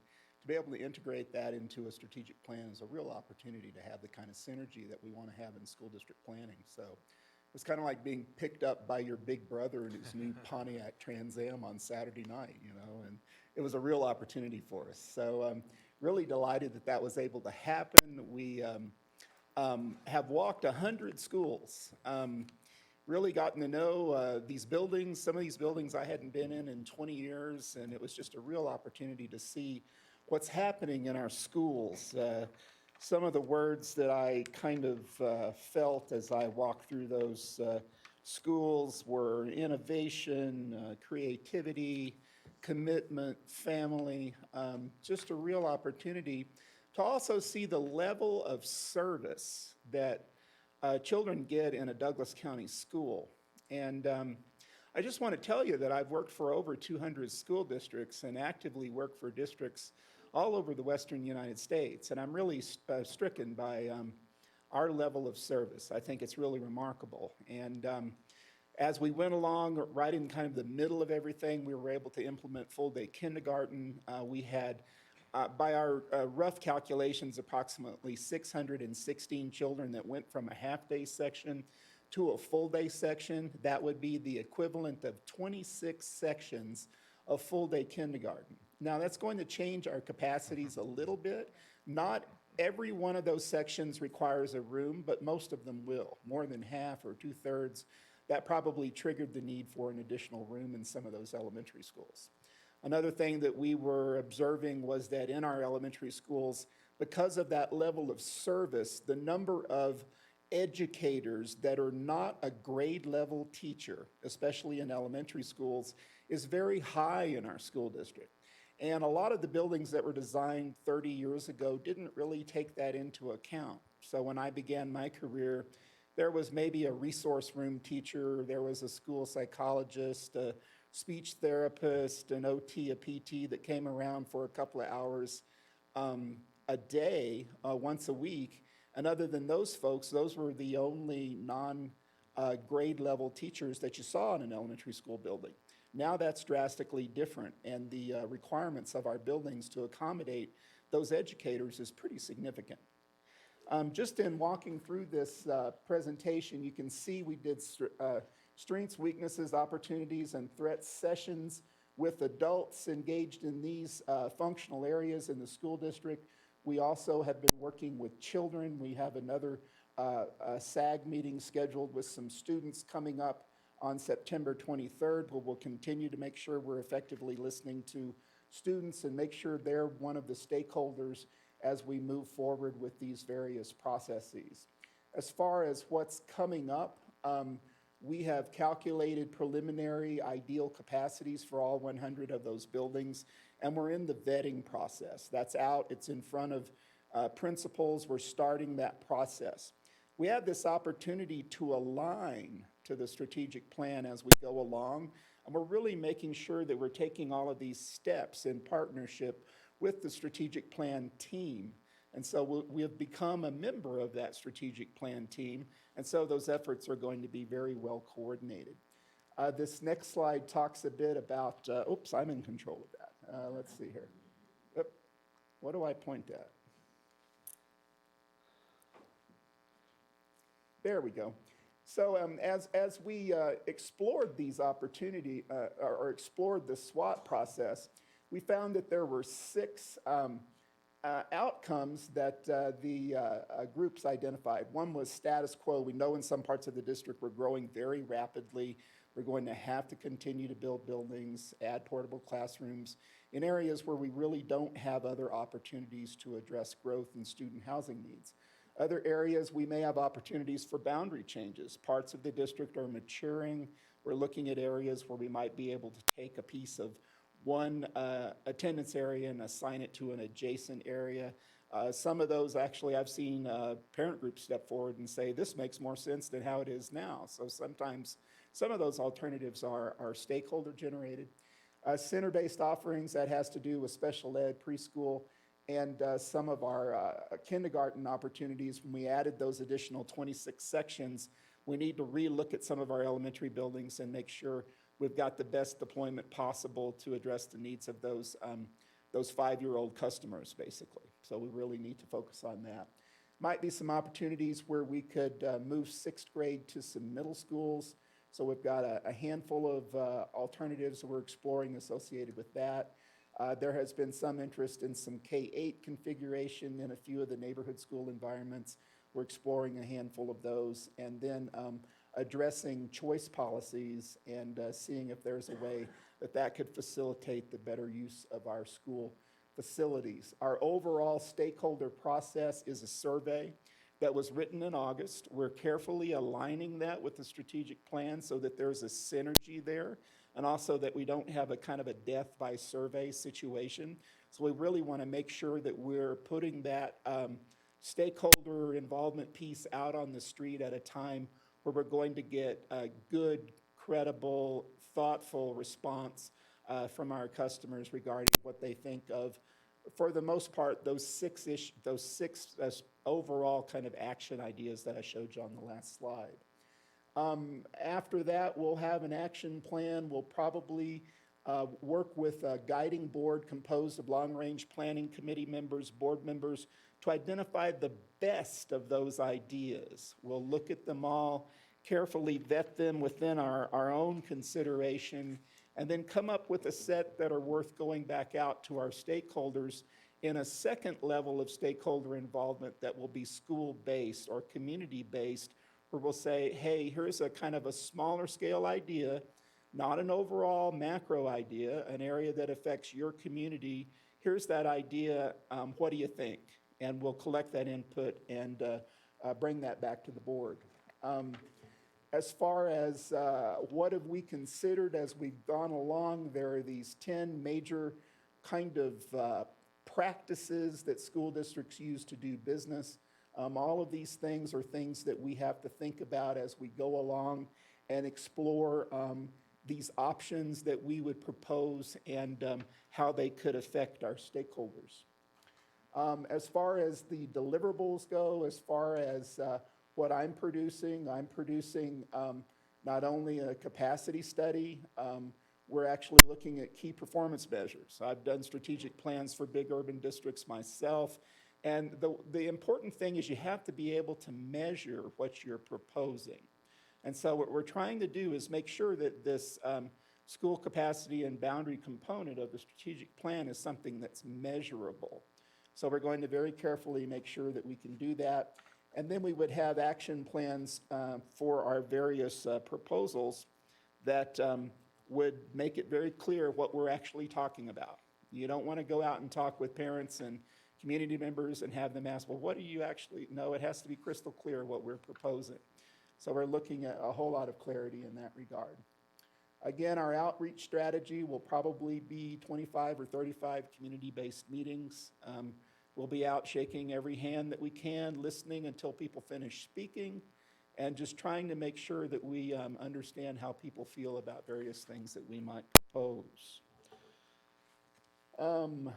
And then one other thing I've been asked to do is a competitive analysis.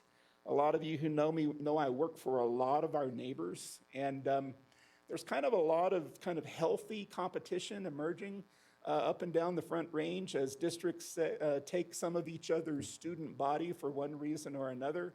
I tend to think of that as good sportsmanship and kind of, I don't want to break into a football analogy, but I want to give us some coaching advice as far as how could we be as competitive in a sportsmanlike manner with our neighbors and do as good a job as possible. And I think that that's definitely appropriate. Let's see. Outreach strategy with KPMs, that's the district-wide survey. That's the 30 to 35 community-based meetings. And then as far as where are we in that process, we're just now starting to work with the LRPC and the board members regarding the capacity studies and how we would align to the strategic plan. We're looking at that. We're looking before we leap basically. Want to make sure before we identify or develop something very concrete that that's in line with the strategic plan process. So we're going to be doing some listening there. And a final recommendation is due to you in February. We've decided to take a little bit of time to make sure we have this well-coordinated, well-aligned process between these two major planning efforts so that we're all on the same page. So that's the process that we're engaged in. I'm delighted to answer any questions you might have. Very good. First of all, thank you. Well thought out, we're very sequential. I appreciate, I'm a very linear kind of guy, so I especially appreciate how you've set this up. Directors, are there questions regarding some of the things that Mr. Bingham has outlined? Director Holtzman. So thank you so much for this incredible work, and thank you especially for your willingness and your excitement about working with our strategic plan team. I think that's just an extra bonus, and we appreciate that. So, you're most welcome. On slide 8, it outlines some of the things that that you are and that you'll be bringing to us, things that you're looking at. I'm wondering if enrollment policies are something that you've evaluated or will review, or if there's any flexibility or any benefit that could come from looking at enrollment policies. To a limited extent, yes. We've looked at it in conjunction with your council and explored, what is the existing policy structure of the district at this time. And I think there are a couple of areas where we could conceivably make some changes that might be effective. But I think that's probably going to be one of the less significant parts of our exploration. A lot of districts fill up schools and start admitting open enrollment and fill portables with open enrollment. And so that's one area where up and down the Front Range and elsewhere in the Western U.S., a lot of districts have started to look at their policy regarding how they admit additional students when it requires the purchase or reactivation of a portable classroom. So I think that's one area that we've identified there was a fairly low impact examination available to us. But other than that, I'm not expecting a super broad exploration of policy, given the fact that our policies are well established. Other questions? So, Mr. Bingham, I'm wondering, so I know when we looked at slide 5, you gave us an overview of the possible strategies that may be recommended through all your community meetings and input, that you'll come to us in February to make some recommendations. Help me understand, though, in terms of actual implementation. So let's just say that boundary changes is something that you come back in February to recommend. Is that something that occurs for the following school year, or is that something that takes a lot longer when you go to that kind of a strategy? Usually I look at a 12 to 18 month deployment of a boundary change. And so if we did anything in that regard, it would be effective for the 21-22 school year. Now, I will tell you, I do a lot of emergency coping mods for school districts, and I'm about to become engaged in a late construction project very soon. And I'm from Lyons, where we flooded, so I was listening very, with a heavy heart to what your folks were talking about with their experience at Meadowview, and understanding very much how that affects what you're trying to do, and being, trying to find a place to continue to do business. I know how challenging that can be. So a lot of those kind of short-term things happen, but for the most part, most parents expect at least a school year's notice. And so I don't know what the standard operating procedure of this district would be, but for the most part, most Front Range districts have tried to, once they made a decision, give a school year's notice. And so that's, after doing this for 35, 36 years, that's what I've seen most districts do. Other questions, directors? Director Lemieux? So you had mentioned getting feedback during your strategy sessions. How are you reaching out to our community? Are you going through SACs? How are you getting to those 25 different groups that you want to talk to? A variety of ways, and just let me tag on to one more thing from Director Ray's question. There'll also be grandfathering if we do boundary changes, and so a lot of children that might be in the latter years of their elementary career or might be finishing up at a high school, if we do a change there, we would certainly be making the reasonable kind of allowances that districts make in transition. Regarding Director Lemieux's question, I tend to look at PTOs. I like to look with faculty groups. I like to work with parent groups at areas that are directly affected. And then I like to work with student groups where the students are informed and really want to be part of the process. So I start working with fifth graders in a lot of cases. I would say that those four categories, I look at PTOs, faculty, parent groups in general in areas that would be affected, and then student groups. So we would cover those four pantheons, and then in areas where we may be making a community-wide suggestion of some sort of a change, we would work to cover elementary, middle, high school. Sometimes I work with a board of realtors, I'll work with an economic development council, city councils, clergy groups, et cetera, et cetera. And we're expecting a really broad process as we look at this package of changes that might allow us to avoid some new construction in some areas and gain more support for new construction in others by doing other things to address school housing needs. I know you mentioned you're currently in a vetting process with the capacity of our 100 facilities.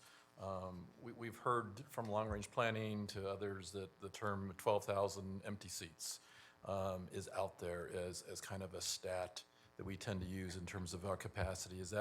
Are we in the ballpark when we say that we are anticipating that we have that many seats that are technically vacant based on our capacities?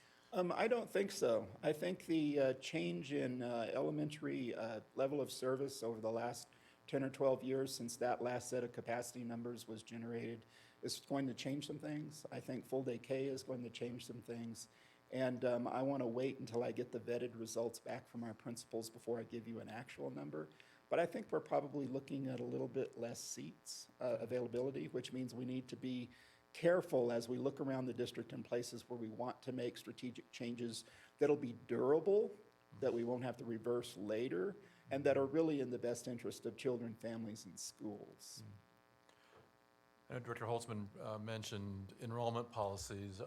Is there anything that, as a board, that we need to be doing in this process other than allowing you to do your work and waiting for February for you to report out?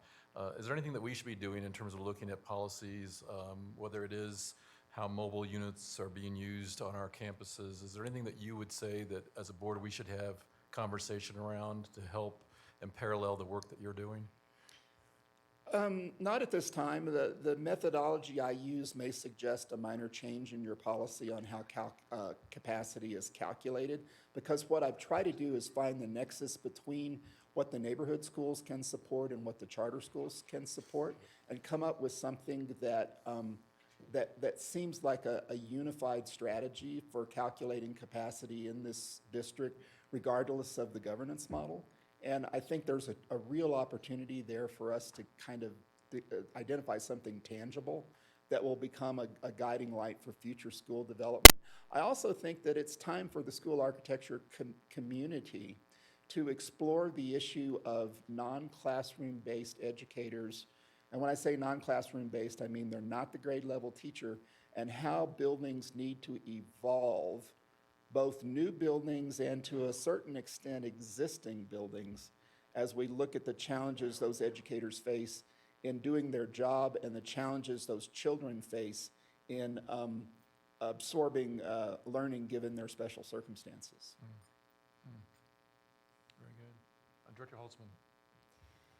So I guess what I'm thinking about is there's been another project that our board has taken on, which was a comprehensive review of all of our policies.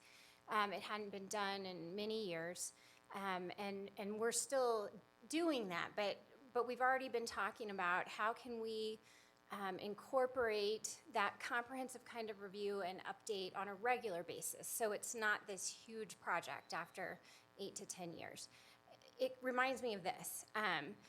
this also, as we've had new communities be built, boundaries haven't been necessarily evaluated, capacity hasn't been a major part of decision-making as schools have been planned. So I guess once we complete this big process, which I'm really excited about, what would you recommend and what do other districts do to make this more of a regular process? Is that something we'll need to incorporate into policy, or do you have any recommendations? Well, Derek and I are both city planners, and we're huge believers in the 5-year planning cycle. I mean, not only is it the foundation of our jobs, but it's also what seems to work for most municipalities, whether they be cities or counties, to relook at municipal, school district, or county policy and various metrics every 5 years as part of a comp plan process, comprehensive plan revision. So if we were to look at boundaries every 5 years, if we were to look at capacity every 5 years, a lot changes in a 5-year period. I mean, as I look at some of these buildings, I'm seeing some of them that probably had 35% non-classroom based educators in them 5 years ago, and now they've got 45% non-classroom based educators in them. So a lot changes in education in a 5-year period as our students with higher needs, the rate at which or the number of them that we are accommodating in this district continues to grow. A lot changes over a 5-year period. So, you know, I'm a real believer in that 5-year planning cycle. I can't say much more than that because I'm not fundamentally a school policy consultant. I'm a facilities management structure consultant and to a lesser extent a little bit of a PR consultant. That's not really my prime skill set, but I think 5-year planning cycles make a lot of sense in that regard. And your neighbors, you know, this is something that might be a great topic of conversation at CASB to talk about, you know, what's everybody doing with policy? Are you looking at some sort of a consistent review cycle? What are the things that you're changing? And, you know, a lot of the districts that neighbor us are really looking at declining population schools and how to address some of those issues as some of the areas mature. And they're also looking at choice and at inter-district choice and intra-district choice. And those are things that they're looking at fairly carefully. In our case, I think, you know, a 5-year planning cycle and looking at it with some legal assistance would probably be a good way to go. If it's, you know, and your strategic plan could guide that. Final question, Dr. Director Long. Hi, thanks for the report. I look at the stakeholders that you're talking to. Doesn't seem like you talk to people from the private school. I think there's around 5,000 to 6,000 private school students in our county. So when you do this report, do you take into the considerations of their distributions? How would they affecting our student enrollment in the future? Especially, I think many of the larger one is in the Highlands Ranch area.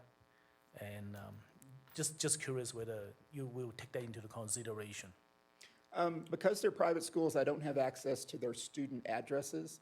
So I can't really plot where those folks live, but I do follow. I usually, when I do enrollment forecasting, which is I'm also working on that for you as well, I'll call the headmasters of those private schools and ask them if they're growing or declining in order to understand how that might affect the population of an adjacent school. So I'm able to do that. But other than that, because of the nature of private education and the fact that CDE only collects summary level data for them that basically says how many kids do they have from year to year in total without any kind of a grade level breakout, there's a limited set of data that I can actually get. And so I tend to do a little bit of grassroots polling with them and kind of watch how they grow over time. I'll have a graph in your report for your enrollment forecast that'll show your private schools and their enrollment over time and what share of the market are they. And I tend to look at these things from a share of the market standpoint.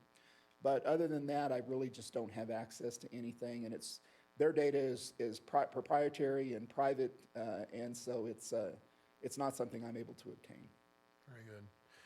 Mr. Bingham, again, thank you for the work you've done already and the work that you'll continue to do. We look forward to the progress. Appreciate all the work you're doing with going through every one of our schools, talking to so many of our stakeholders and constituents. So job well done so far. Looking forward to the next time we get a chance to talk with you. Derek, Rich as well, thank you for your great work. We appreciate it.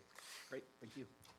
Next on our agenda is a human resources report, specifically around employee retention rates. And Amanda Thompson is here, Chief Human Resources Officer, and it looks like she's brought some friends that she will introduce as well.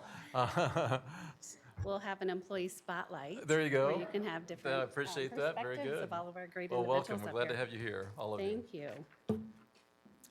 Thank you so much, and good evening, and thank you for the opportunity to share retention data and district work with you in our work together. I first want to thank members of our HR, Finance, and IS team, Matt Reynolds and my team for their support with data validation and review. Tonight, you'll see both statewide data and district-level data for use in multiple ways. Additionally, you'll also hear from some of our employees around their perspective in relation to some of the work that we are doing in our system in these areas. We're grateful for the commitment of the board through not only end statements work, but also in our strategic plan themes, which focus the work that we do. Specifically this evening, you'll see that we are highlighting our board end statements around quality educators and staff, and our strategic plan themes of positive and supportive culture, and recruitment, retention, and development of high-quality employees. As we look at how CDE determines their turnover calculation, it's important to note that they calculate it in the following manner. They take it from a December 1 to December 1 snapshot of a specific year. So the CDE data has a foot in 2 different school years. So in essence, it's part of half of a school year to another half of a school year. Every employee type is considered. Regular employees, seasonal employees, temporary employees, retirees, et cetera. Our charter data is included as well, although we don't have that direct hand in the hiring processes of charters. They also include movement between positions, promotions, and also those leaving, to name a few. You'll also see that CDE separates out some of our employee groups. The licensed and classified are really set out in different subgroups. And for the most part, when individuals leave our system, the majority of those do so at the end of the year, and so that's why you'll see our district level data with a different time frame. The following slide details CDE state historical turnover data from December 2015 to December 2018. So you'll notice it'll say 2016, 2017 turnover rate, but then it's specifically for those data time, the snapshots of 12 of 2015 to 12 of 2016. So we felt it was really important to put all of those subdates in there for your reference, knowing that although you'll see a later school year date, it is specific to those snapshots in time. Also note in this historical turnover data from the state level from CDE, the way that these job types are categorized. For example, administrators are considered the directors and above at the district level. We're not talking about principals in that subset. Crafts, trades, and services are inclusive of our custodial maintenance. It's a very large group. Custodial maintenance, bus driver, security guard, groundskeeper, et cetera. Our instructional support, according to CDE, is some of our licensed group of individuals. So that would be our counselor, deans, et cetera. And then as you look at other support, that is also a group of some of our licensed individuals that we consider in our district. That would be some of our special services providers, such as psychologists, speech language pathologists, et cetera. And then we list our principals, also inclusive of assistant principals. And our teachers are isolated throughout the CDE data at the bottom, our licensed classroom teachers. Overall, you'll see at the state level, it's a 16% rate over time, with the latest from 12 of 17 to 12 of 18 at 20.2%. So when we isolate it to DCSD's historical turnover data, You'll notice that this is a 3-year snapshot, again, inclusive of those same dates.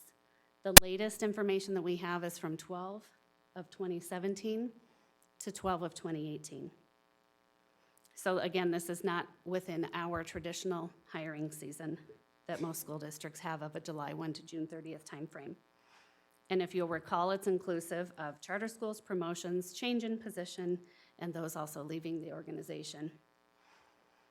There was a significant decrease in turnover for administrators from 36.7% to 16.2% in the last 2 years, last 2 reporting years.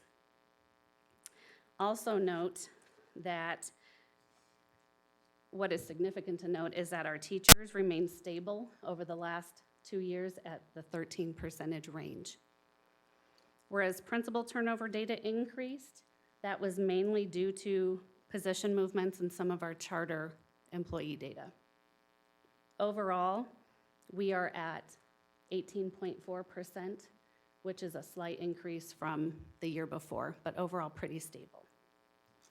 So know that this is an initial look into the CDE data. We're happy to gather more information, knowing that as you just look at this slide, there are so many different data points that you can come from. There are so many different dives into the employee data that we can look into for you should you have further questions. As we compare across the metro area to our peer districts, such as Aurora, Cherry Creek, Denver, Jeffco, and Littleton, and we also have our state average for reference from the previous page, you'll notice that there are some important data points. We rank in summary comparison 4th amongst the peer district listed, for overall data, although very closely tied for 3rd with Jeffco with a 0.1% difference. So for us, we were at 18.4% overall. Jeffco was at 18.3%, with other neighbors closely by at 17.1%. And know that this data that we're looking at today would not be inclusive of any of our employee turnover data or as a reflection of our mill and bond implementation over the last year. We are second in comparison on this slide for other support, so psychologists, speech language, social worker, et cetera, with Douglas County at 12.4% and Littleton at 11.9% and Cherry Creek at 12.9%, and other districts as high as 21%. Principals were also second in comparison in the principal category at 12.6%, and then there's Littleton at 2.3% and Cherry Creek at 13.9%. When we look at teacher turnover, you'll see that we are at 13.8%, and among this group, we are overall 3rd. Now let's take a look at our district data. So Amanda, just to clarify, when you're saying we're at 3rd, you mean that we're at the 3rd best in terms of retention, right? Yes. Whereas this is showing turnover, right? So so there's kind of a two-dimensional approach, I think, that you're presenting. The lesser the percentage here, the better. And when you give us the ranking that you're giving, you're talking about retention, not that we're the 3rd highest in terms of turnover. Thank you. Yes. So as we compare our information here, yes. Let me ask, I'm going to have Director Lemieux wants to get a clarifying question about that too, because I want to make sure we're. Sure. I think we're looking at kind of a two-dimensional approach, which I appreciate what you're doing. But I want to make sure we're all on the same page. And I'm really clear on that. My biggest concern is that charter school information is commingled with this, because we have over 20% of our schools are charter schools. So if they have high or low, it throws us off of what we can actually do anything about, because we can't do anything about the charter schools. So is there any way we can pull out that data, or have you done that later and I'm speaking ahead of term? Because that's a concern for me. Yeah, so I'm glad that you shared that. Overall, I wanted you to see, because any individuals can go to CDE and pull this information, so we wanted to make sure you were aware that this is the information that is available at the state level. Did we extract it from this particular slide? No, but we are happy to do so and provide that to you in a timely manner. As we look at other information, we have isolated our Douglas County data of When we take out charters, and that's coming on the next slide. When we take out charters and when we take out temporary positions of people we know are going to leave already, a one-year-only position, seasonal positions, from there we can show you what our isolated data would be, but thank you. So I know Dr. Tucker has, and then Director Holtzman. So Dr. Tucker? Amanda, I want to thank you and your team for making mention of the CDE data, because that data is for public consumption. is. And when we see our great friends in the media reporting out, or our folks on social media, they go directly to CDE, whether it's for testing data or employee retention data. Right. So thanks for, Thank I know you. you're getting ready to distill down to the Douglas County School District. We do, and we Thank have you. a slide to And share we with you apologize about that we're that. interrupting your presentation. But We we're are just in so this eager to together. ask That is okay. questions. Yes. So Director Holtzman, then we'll let you carry on with the, Sure. the district slides. So really, just a clarification for the community, when we say, when we're making this distinction between charter schools and DCSD governed schools, it's really because since charter schools, by the Charter School Act, have autonomy in their employment practices somewhat, or mostly, in terms of salary and retention and hiring and all of those things, that's what we're talking about. So I just kind of wanted to clarify for the public that that's the distinction we're making. Thank you for that added information to all of you. And now you may carry on, Ms. Hey, Thompson. not a Thank problem, you. yes. So as we, and know that this data, the process of how we gather this data, we repeated as in years past, and we are always looking at ways to better improve. But for a historical snapshot that you'll see coming up, it was calculated in the same manner, and I'm going to share exactly now what that is.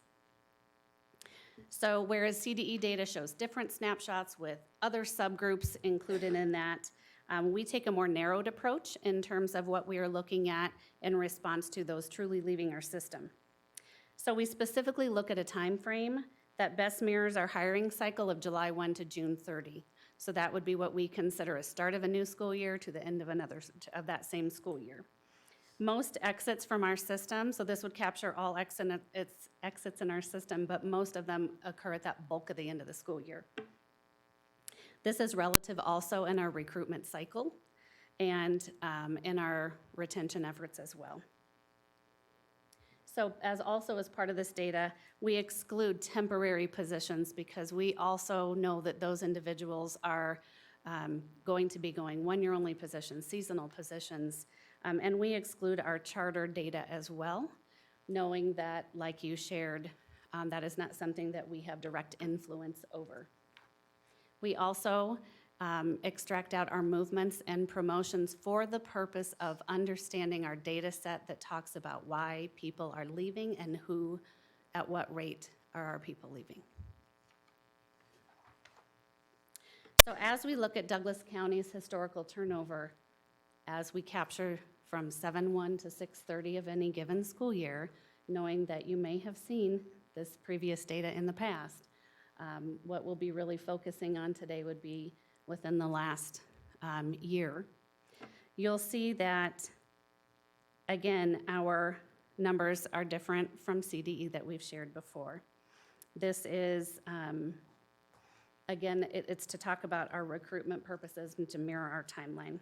So when we look at those solely leaving our system, you'll see an overall decrease in those leaving in the last 4 to 5 years. So from school year 17-18 to 18-19, and this is truly in that 7/1 to 6/30 snapshot, that would mean that we have from 16.5% to 14.1%. Note that principals and APs are included. Again, we do have other employee groups. We mirrored how it was reported in the past. We are more than happy to bring further information to you and detail out some of our other groups.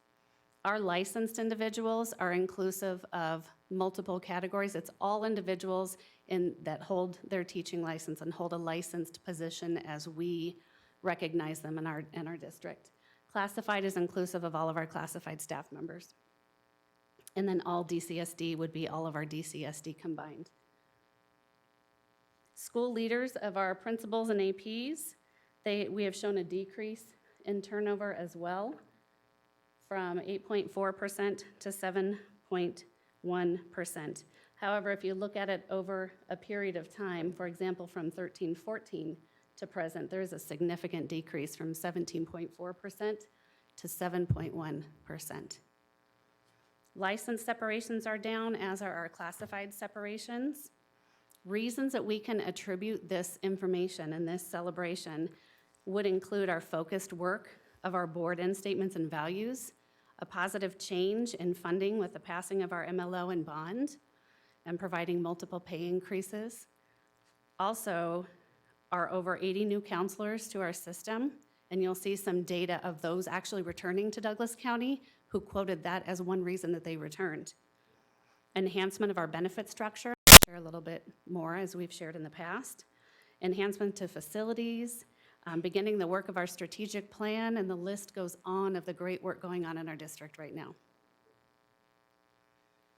So licensed reason for leaving. This data features reasons for leaving amongst our licensed employees. This particular exit survey system has been in place for several years, and it's an area that we want to look at as we talk about specific action areas in our strategic plan around those sub-goals of recruitment and retention. Again, we followed the same data set for this year, knowing that this is my first step into this information. Know that response at this point in time is not required, it's optional. So we're looking at how we route workday tasks, how we ensure we can get this from every single person in the future that would be going, that would be choosing to leave. So in this data, 62% of our licensed individuals self-reported reason for leaving. This, again, is something that we want to improve in the future. Around 16%, so this would be numbers here, but I have categorized in percentage, quoted around their main reason for leaving as commute. Retirement was around 16%. Those are the highest primary reasons. Job opportunities or advancement elsewhere was also in our higher rankings. Family reasons, as you can see. And better salary and benefits may have been other layers in addition to allowing them to choose multiple categories. And we are pleased to say that as we look at this information, particularly from better salary benefits and into our district culture and climate, those are areas that we are working on as a district in our strategic plan work. So we are glad that we are already on the path to finding ways to continue to positively impact those needs.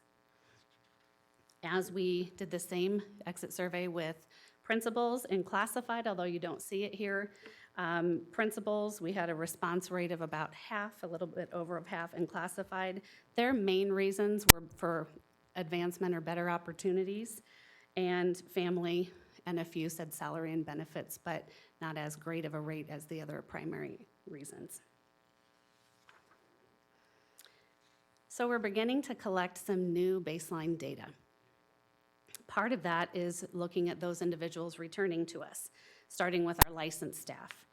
This data was gathered in part at our new employee sessions, new employee orientations that we hold, hosted by Human Resources and partners from all around our departments here, to ensure that our employees have a smooth onboarding experience. Part of that information is we ask them if they are coming back home to us. Topics that, just so you know, that we share at these new hire orientations include benefit support, how to access systems like Workday, your email, all those things that you want our employees to know as soon as before they walk in the door to be with our kids. And we also, we're proud to share about our board policies, share about our board end statements and our strategic plan work to ensure that as people enter our system, they're aware of the great work that we are doing. We're excited to share that 52 licensed employees returned to Douglas County this school year. And I recall back at our new teacher orientation, that was something that we recognized, and Director Ray, I remember that wonderful celebration moment, seeing the individuals stand up and we applauded them as they came back home to our district. And I'm a returning individual, not this year, but I'm a returning individual, so I'm proud to be part of that group. So this is a celebration, and in asking, some of the reasons that they came home included opportunity for advancement, they love the schools, location, they came back to Colorado and they chose us again. And they love our district And someone also shared that we have a great focus on counseling, and that's very well known out there. So tonight's data leads us to celebrate a lot of the work that we're doing as a district. First of all, our work aligns, starting with the board end statements as that compass guiding all of our work. Layered into this work in our strategic plan include many of the areas that we heard about in our exit data and compensation and climate and culture. Also, we're working on standards, curriculum work, resources, professional development.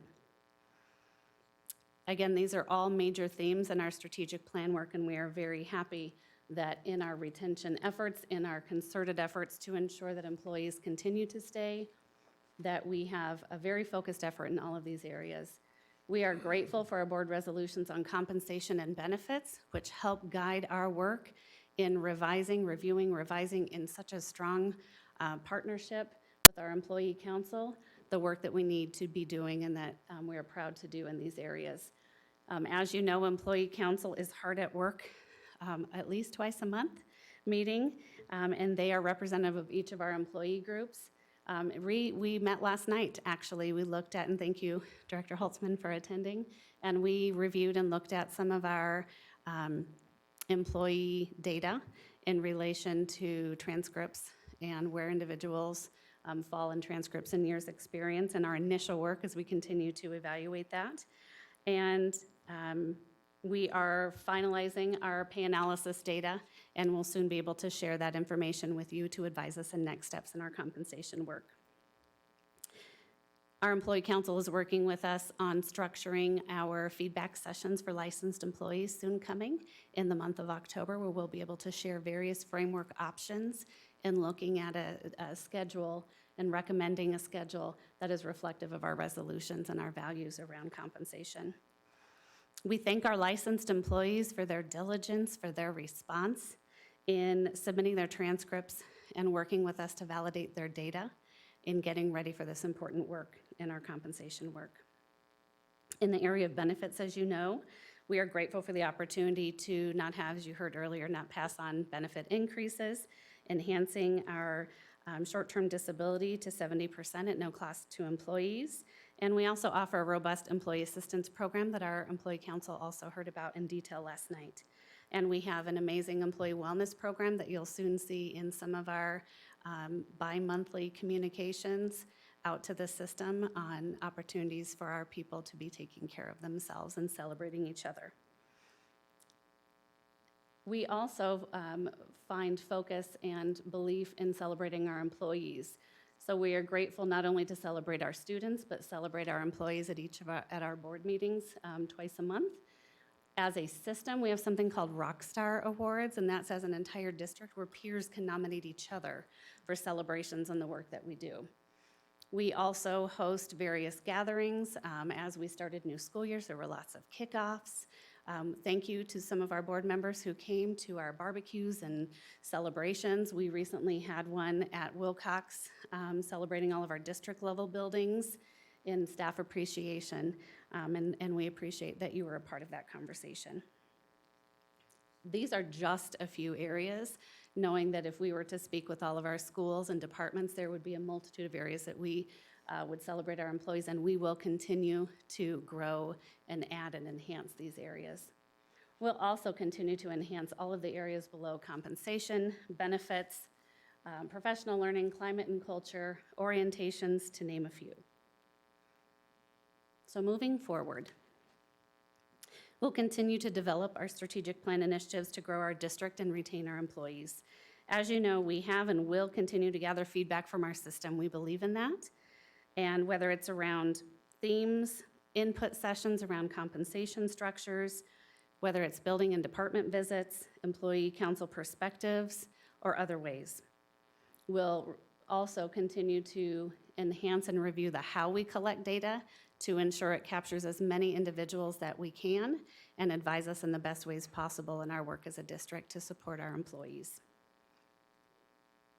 Now for the best part. So we have some amazing district leaders and teachers here this evening I call them our spotlight guests, to come and share of their celebrations or some of the work that they see going on in our district that they want to speak to you about this evening. So I would love to welcome Colleen Meyer, Kim Herman, and Corey Wise up. to All share right, with very you. good. Come on up. All three of you, come on up. So we'll start with Corey, and then, go ahead. Yep. Thanks for the opportunity. Corey Wise, one of the directors of schools, and I'm going to speak a little bit how we serve and recruit, retain, and develop principals. Obviously, when we start thinking about mentoring and coaching, we oftentimes think about the new principals involved. But I think one of the great things when you talk about how we retain and also get a spotlight some of the great experienced principals. So part of our work is to identify who are those great experienced principals, what do they bring, and invite them to be a part of this process. We've rebuilt and re-energized a formal mentoring process. We started in July, new Principal Academy. We had our first meeting August 24th, 27th. Nevertheless, we had our first meeting in August. We have our next one next week. And in that process, we have our 7 new principals. They're mentored by great people. We have formal processes, which we're talking about instructional leadership, operational leadership, budgeting. Then we also have the informal networking. They meet and talk and calendar stuff to talk on the side, be proactive, think about best practices, and just being that networking resource. So when we start to build in those opportunities, not only to develop great principals that are either new to the district but have experience, new to the role and first-time principals, let alone the feedback from those existing principals of how great it is to share, to remind ourselves of what it was like that first year as a principal. It's a big job, big role, and to formalize it with some of the best practice. So in that role of working with principal leadership, which is a key piece, teachers make a great difference. Principals also make a great difference in culture and climate, building our schools, building that culture in the community. And it's going back to our great practices that we've done in the past and are trying to not only just re-energize, but to continue that excellence and build us towards the future. Questions on principal? Director Lemieux. No, it sounds crazy. I have a question, huh? Yeah. Awesome. I love this, that, the principal sets the tone for the school, and so that's awesome. And I know we have some incredible principals, and I could probably guess a couple that are being mentors. And I'm super excited that we have 7 new principals that are getting that mentorship. But what about those principals that were hired that didn't have this opportunity? Yeah. How are we making sure that they're getting some of that support that they might need as well? Yeah, I think the formal process of meeting monthly is needed. At the same time, the network we have within our level meetings, network we have within principals where they reach out within their feeder, the role of directors, all of us have been former principals, so we also can help coach, mentor, be that network on top of, help to look at goals and growth and improvement. I think there's a great informal process we have in Douglas County. Over my 24 years, I was a mentor. I was mentored by Edna Doherty at Douglas County, and I think she was chosen for me because she was very different than who I might reach out to. So I think for those principals that have hired when we didn't have the formal process, we continue to find ways to informally match them up, to think about ways to reach out to others who aren't like you to give a different perspective. And then the best part about our work, in all of our meetings, we really look at how we partner up and collaborate. So we use sharing within our meetings as a natural process, and they start to not only do the work in their network, but then they'll pick up the phone and call. What have you done in these processes? So hopefully that answers, but we've always built in some mentoring and coaching. I think getting back to the quality process of the formal topics and also setting up time for sharing that's not called out. It might be driven on timely topics. What's pressing for them right then is the other great extension. Does that help? Yes, it does. Thank you, Mr. Weiss. All right. Kim Herman, Kim just came from conferences, right? Yay, Kim. Otherwise, I've been dressed really sloppily, so yeah. Part of our employee council and an amazing licensed staff member at Clear Sky. Yeah, and it's fun to be here talking about retention because I'm a professional learning specialist. So my role is to support every single person in the building, make sure they are successful for our kids. And to be honest, it's been a much needed role for many, many years. And I was actually reflecting, waiting to come up here, I haven't been to a school board meeting in a long time. And I've not spoken at a school board meeting in a long time. And that's a celebration. And so to get to that, one of the big things that I know that I can say personally, and when I talk to my staff prior to coming, that is a celebration and is a reflection of why our retainment numbers are improving, should we say it that way, is the fact that not only the board, but our district level staff are now seen as approachable. I was mentioning to Amanda that I feel like I could reach out to any of you and email you. I did to David just the other day. And that hasn't always been the case. So I think that speaks very highly to the work that we all have been doing these last few years. And that's keeping people here because they know that if they have a concern, if they have a question, they can email their HR director and hear back from them. That's huge. That's huge. So thank you for that, for being approachable and for being responsive. Another thing that I think is leading to making my job easier in supporting teachers is the work that we are doing with our strategic plan. This return of a focus to standards and then the support that our district staff is giving our teachers and our staff in meeting the standards. The work around alignment of curriculum, and more than anything else, I've heard from my teachers this year, the resources that are being provided. So much of teacher time goes to finding resources. And for a while for us, we were doing pretty much 100% of that. So teachers spend a lot of time trying to find good stuff for their kids. So I think the work of alignment, of focusing on standards and providing the resources to our staff members so they can do their job and spend more of their time with their kids, focused on their kids, is making them feel more effective and therefore wanting to stay in our great district. So just to kind of recap, approachability and responsiveness is huge. And the work around standards and education of kids, which is why we're all here, it feels like we're returning to that again, and that is keeping our teachers and our staff in our district. So thank you, guys. Thank you, Kim. And Colleen Meyer. Good evening. Good Thank you. evening. What a pleasure to be here tonight, and thanks to Amanda for inviting me to speak. My name's Colleen Meyer. I teach 6th grade at Saddle Ranch Elementary, and I joined Employee Council last winter. And I want to shout from the rooftops how much I love Employee Council. I look forward to, after a long day of teaching, coming to Employee Council meetings. They are positive, they are encouraging. Amanda does a terrific job of being that approachable person at our meetings. Tonight I'm going to speak very briefly and not on any numbers or any details regarding the work that we're doing to try and make suggestions for the new pay schedule and the new pay salary. It has been methodical, tedious, and fantastic work all at the same time. Oftentimes, I think working in education, we are so crunched for time and resources.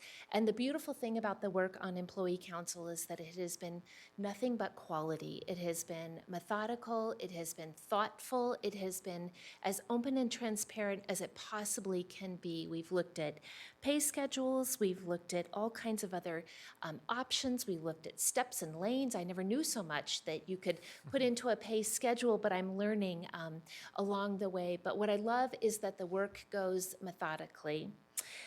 The work of examining a new pay system in Douglas County is far from over. We have a long way to go, but the work that we're doing and the way the work is being done is making all the difference on Employee Council. I ask for time at my staff meetings to speak about Employee Council because I want to share the good work that is going on there, and I am thrilled to be on Employee Council and so happy to be here this evening. Thank you. Thank you, Colleen. And I am thrilled to lead with you. Thank you, thank you, thank you. So you couldn't end on a better note in terms of the amazing work of all of our employees. And these are just 3 examples of the great teacher leadership and administrator leadership in alignment with our district work. So overall, again, as we move forward, we'll continue to get better in the how we collect data and really use that data to advise us strongly as we continue to always want to improve and be the best we can be for all of our employees and ensure that we provide the best environment and which ultimately supports all of our students. Questions? All right, very good. Well, first of all, I guess a couple quick quick reactions. One, Colleen and Kim, what a breath of fresh air for us, and Corey, you too. We'll include you in there. But I kid him. But it's just so great for us. We crave having practitioners, and it's not that we don't respect our cabinet and our executive leadership, but when we have practitioners that come to the microphone, and I hear you loud and clear, Kim, to say, you know what, I didn't have a need, and that's an accomplishment in itself. But I just want to thank both of you, because we do know that you've spent a long day conferencing or teaching, and just your dedication to our kids, and Corey as well, in terms of bringing up our leaders and supporting them. I just want to, first of all, just shout out to the three of you for coming. You know, when I will just say, when I look at this page that talks about that principal turnover rate is 7.1% and license 9.7%, first time in I don't know how many years that we are in the single digits. And I can't get I'm going to be a little Director Lemieux-ish a little bit, because there's a little emotion, fabulous, but there's a little emotion to see this trend that says that the retention, people want to stay, you know, and then the data on the people that are returning. And I'm just, I don't know, Director Vogel and Director Lemieux, I know that you guys are exiting our board soon, but I also think you guys ought to just take a moment to really celebrate, because that's why you got on this board to begin with, was because we were concerned about our staff leaving us, and to see that the trend is reversing. Just a lot of hallelujahs, but yeah, don't start with me. She's getting teary-eyed, and so we're all gonna be blubbering idiots here in a moment. But I just, to you, Amanda, thank you just for giving us a great summary of the things that are in process too. We just know it's just gonna continue to get better. I do think that, you know, we see some data that we need to wonder about, like our classified employees. Certainly, we see some percentages there that I think we need to pay attention to. I do know that when I've been out and about, one of the big things that this board approved that have made a big difference for our classified employees is just saying that when we close our schools, you will get paid. You know, and I think that was a huge boost for them to hear, you value us also. But I do see, when I see these percentages, I think there's some work to do, and I think we need to hear from some of our classified employees too. Absolutely. About what we can do to decrease the turnover rates or to increase the retention rates. But those are just some of my initial reactions. Board directors, do you have questions of Amanda or other thoughts that you're wondering about? Reactions, Director Lemieux. I gotta have all the talks. I only have 4 more of these to go. First of all, I just want to say thank you, because I do think we have a lot to celebrate. And I'm going to get like Director Ray and get a little teary-eyed about this. I can't tell you how proud I am of the work that's been done in a very short time. And I love the focus that Dr. Tucker, along with Mrs. Marlena Gross-Taylor, has brought back to best practices for kids. And the fact that we hear people talking about this is what's best for kids, and having happy employees, having employees that want to come back, having employees that have the resources that they need. I want to shout from the rooftop all of that. And I heard that we have somebody from our employee council has the opportunity to go back to her school and talk to her staff about what's happening in employee council. And I want everybody to know that is happening. I know we're sending out those updates, but is there anything that we're doing specifically to make sure it's not just something they read or probably don't read because they've got a million other things to do? How are we reaching out, doing some of that great face-to-face that she's doing? Great question. Thank you for that. We're also sharing updates with principals. So at one of our recent DLT meetings, we shared the same information that we would provide and gather input from our employee council. We did the same exercise with our principals, and then they in turn are sharing that information with our schools. We want to get better at that and continue to find additional ways to share information.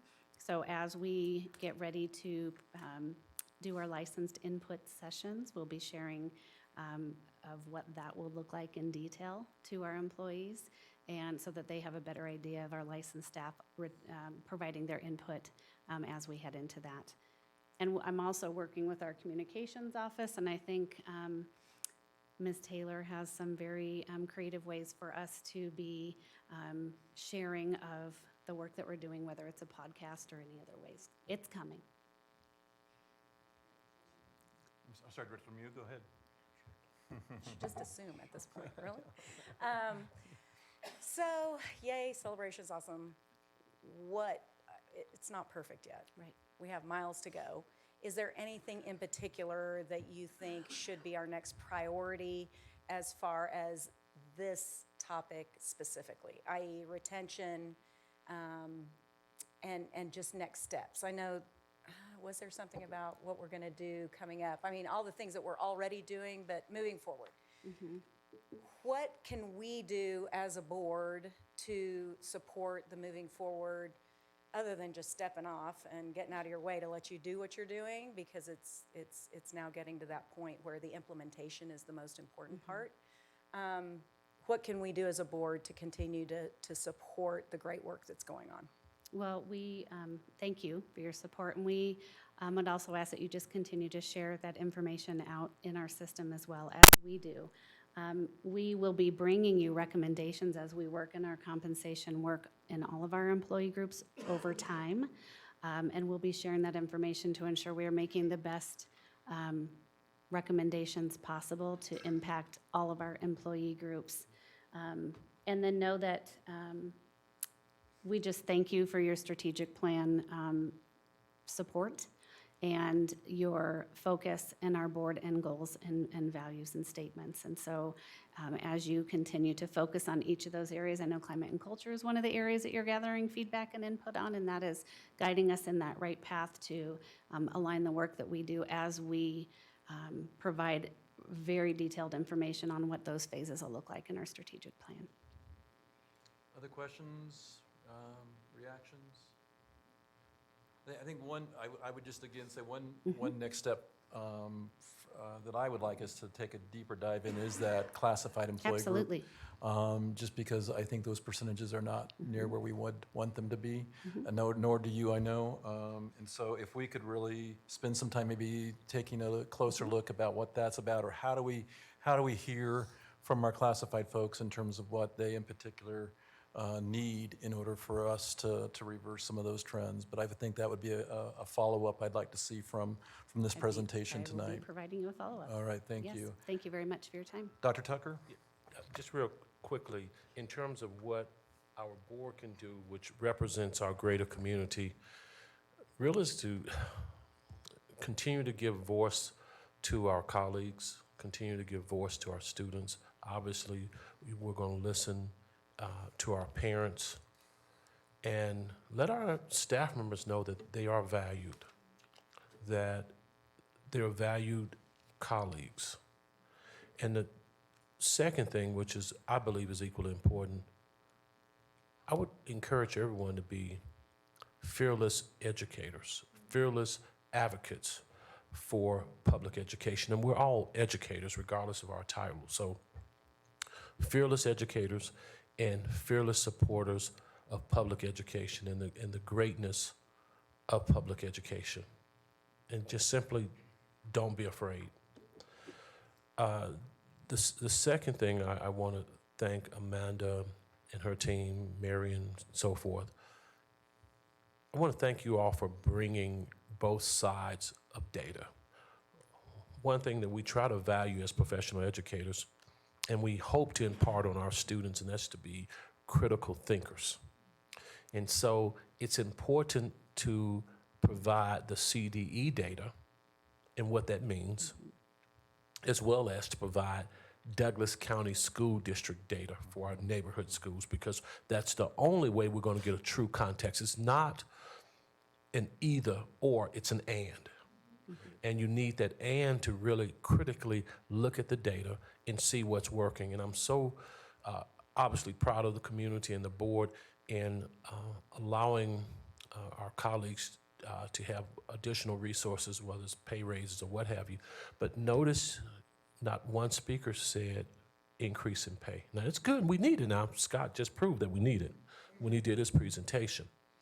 But our folks come in this business here to improve and save lives. Thank you, Dr. Tucker. Well Thank said, you. Dr. Tucker. Thank you very much, and thank you to our guests this evening. Yeah, Thank and you. and thank you, Mike, Jack, Mary, also for being backup to Amanda, and we're grateful for all the work you guys are doing as well. So again, thank you. Thank you very much. Thank you. All right, moving along to our next presentation is our state assessment data presentation by Mr. Reynolds. So now we get to go from good news about employees to some good news about our students.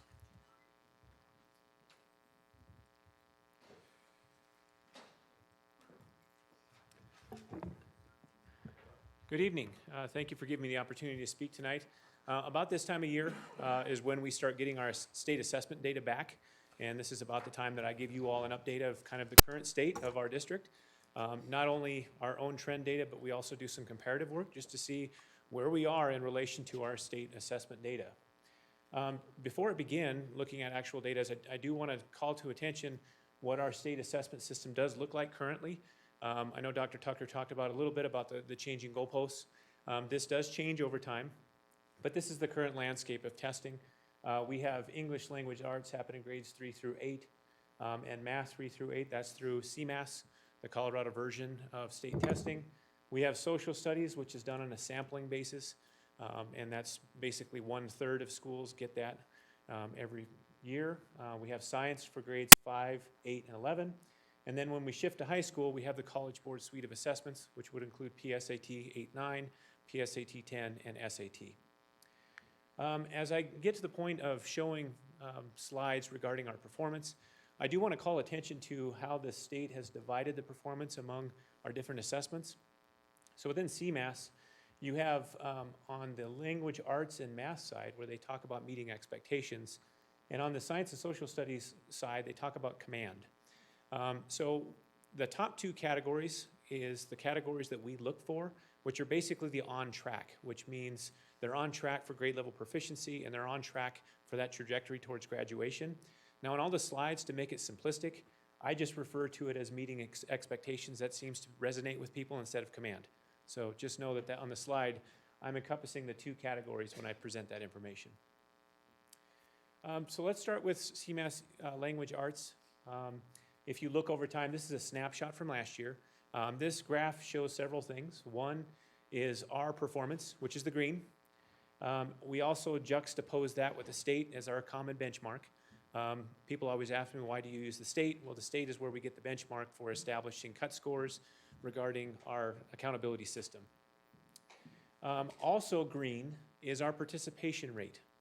This shows the participation rate as we go through time, and that's the line graph that's associated with it.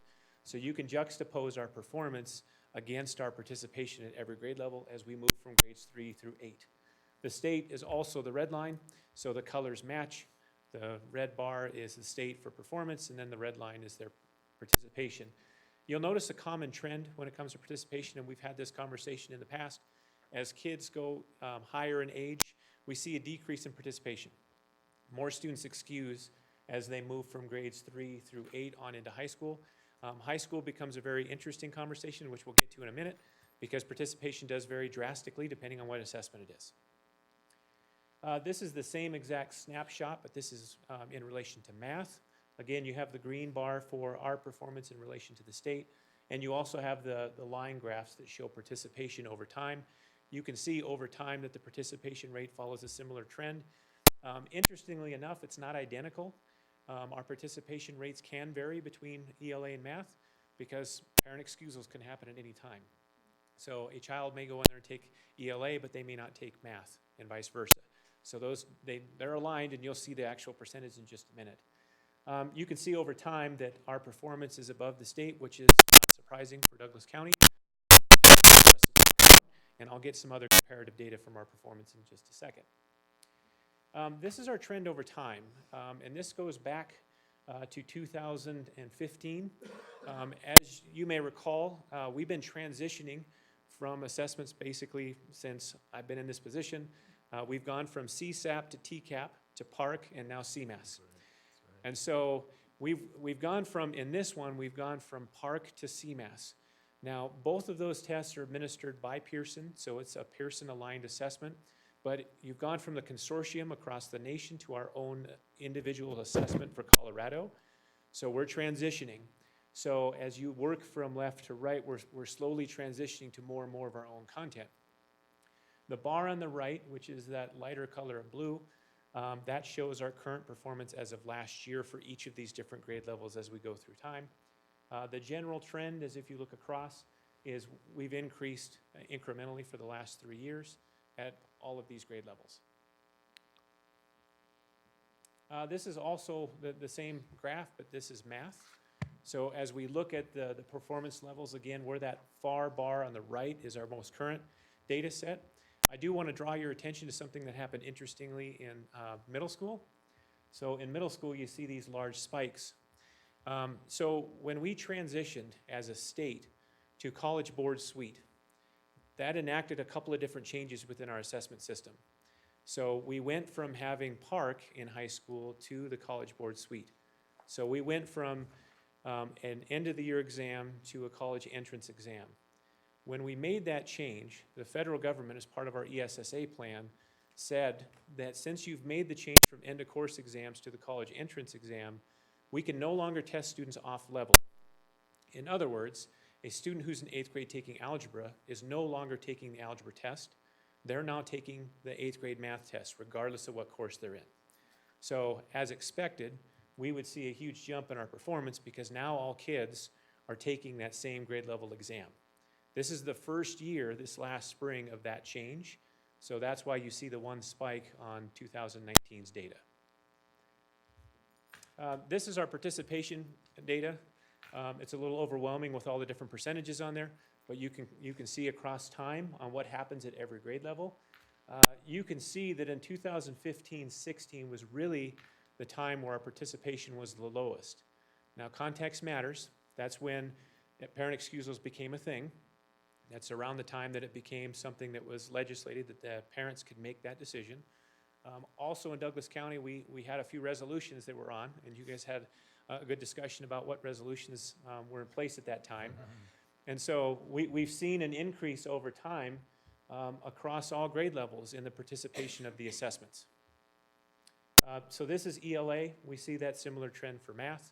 Again, the percentages are very close, but not identical because there are some variations between the different participations between ELA and math. One of the things that I follow suit, HR does the comparative data regarding retention rates, hiring rates. I do the same when it comes to performance data. So this is a comparison between us, which we're green in this category. If you can look to see how we compare to some of our competitors, and I use the same competitors that we use for hiring practices on who we're competing with for teachers. And so you can see our relative performance in relation to some of the other neighboring districts. This is the same comparative chart with math, and we've clustered it based on grade level. So grades 3 through 5 we've clustered together, and grades 6 through 8 as well. Growth. Growth data is something that's valued in Colorado currently, especially in our accountability system for elementary and middle. The school performance framework is based on 60% growth currently. There's talk right now of possibly changing that, which I'll give you an update on that soon. You can see that that red line here represents the state level average. Typical growth on an individual student basis is anywhere between 35 and 65. So the state is right at 50. So as a large organization, anytime we can get over that line, it's a good sign for us. If we want to go to statistics for just a second, the larger your data set becomes, the more and more you're going to regress to this middle line. So we're very large. We have a lot of assessment data points. So anytime we can go over that 50, that's a good sign for us as an organization. And we've got it clustered based on the level of elementary, middle, and we've also indicated high on their performance. They have changed some of the growth calculations for high school. And I'll get into that a lot more detail when we go over school performance frameworks, because it did have an impact on us on our school performance frameworks. Participation, I also included this as just a snapshot to see how our participation rates compare to our competitive neighbors. You can see that we're this kind of light blue color in the center. Our participation in many of our grade levels are lagging behind our neighbors. And so we still have some work to do in that area to try to get more and more kids and more parents to that point to allow their students to participate in these tests. CMAS science, this is where things get really interesting. We've got two different data sets here. We've got our proficiency rates. Again, we're green, and we've got the state. I've also juxtaposed the participation rate. Now you can see the precipitous decline in participation when you start going from middle to high. And I'll show you the exact percentage. It makes it very challenging for us, and for the state for that matter, to draw conclusions about this data set because we have so few kids participating. Now, we still do our due diligence to dive into the data, to have conversations about this data, but this data set over here, because you're dealing with just over 20% of the students participating, it's really hard for us to draw conclusions, which is one of our challenges that we do have to deal with. Our schools, interestingly enough, are still held accountable to this data set. As long as they have over 16 students on their school performance framework, they're still held accountable. So that's why we still do our due diligence to analyze that data with them. Here's a snapshot of our participation rates. You'll see that back in 2015, 11th graders did not take that test, but since that time, you can see that our participation rate for 11th grade is low. Our participation rate for middle school for 8th grade is increasing, as well as what's happening in 5th grade, but we still have a little bit of adjustments happening in high school. And so that's been an interesting conversation to have with all of our schools. This is our comparative data when we look across the same group of districts. Again, I caution us in terms of what conclusions we draw from the science. These school districts as well have their own issues with participation data, as well as the entire state. But you can get a sense from 5th and 8th grade on where we sit in comparison to our competitive neighbors. I'm going to turn our attention to the high school suite of assessments. It's based on College Board. It's a progressive assessment system, meaning we start with 8, 9, and 9th grade, moves to PSAT 10 and 10th grade, and it sets up for SAT. So the design is to be progressive as you move from 9, 10 to 11. So you have an alignment between that assessment system at those grade levels. As you move from 8, 9, 10, and SAT, you'll see that the scale on this shifts. I'm just calling that to your attention so that you see the scores. Note the scale is shifting as we move higher in grade level.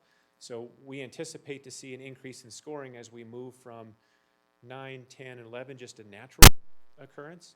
And so when we get to that point, you'll be able to see what that looks like.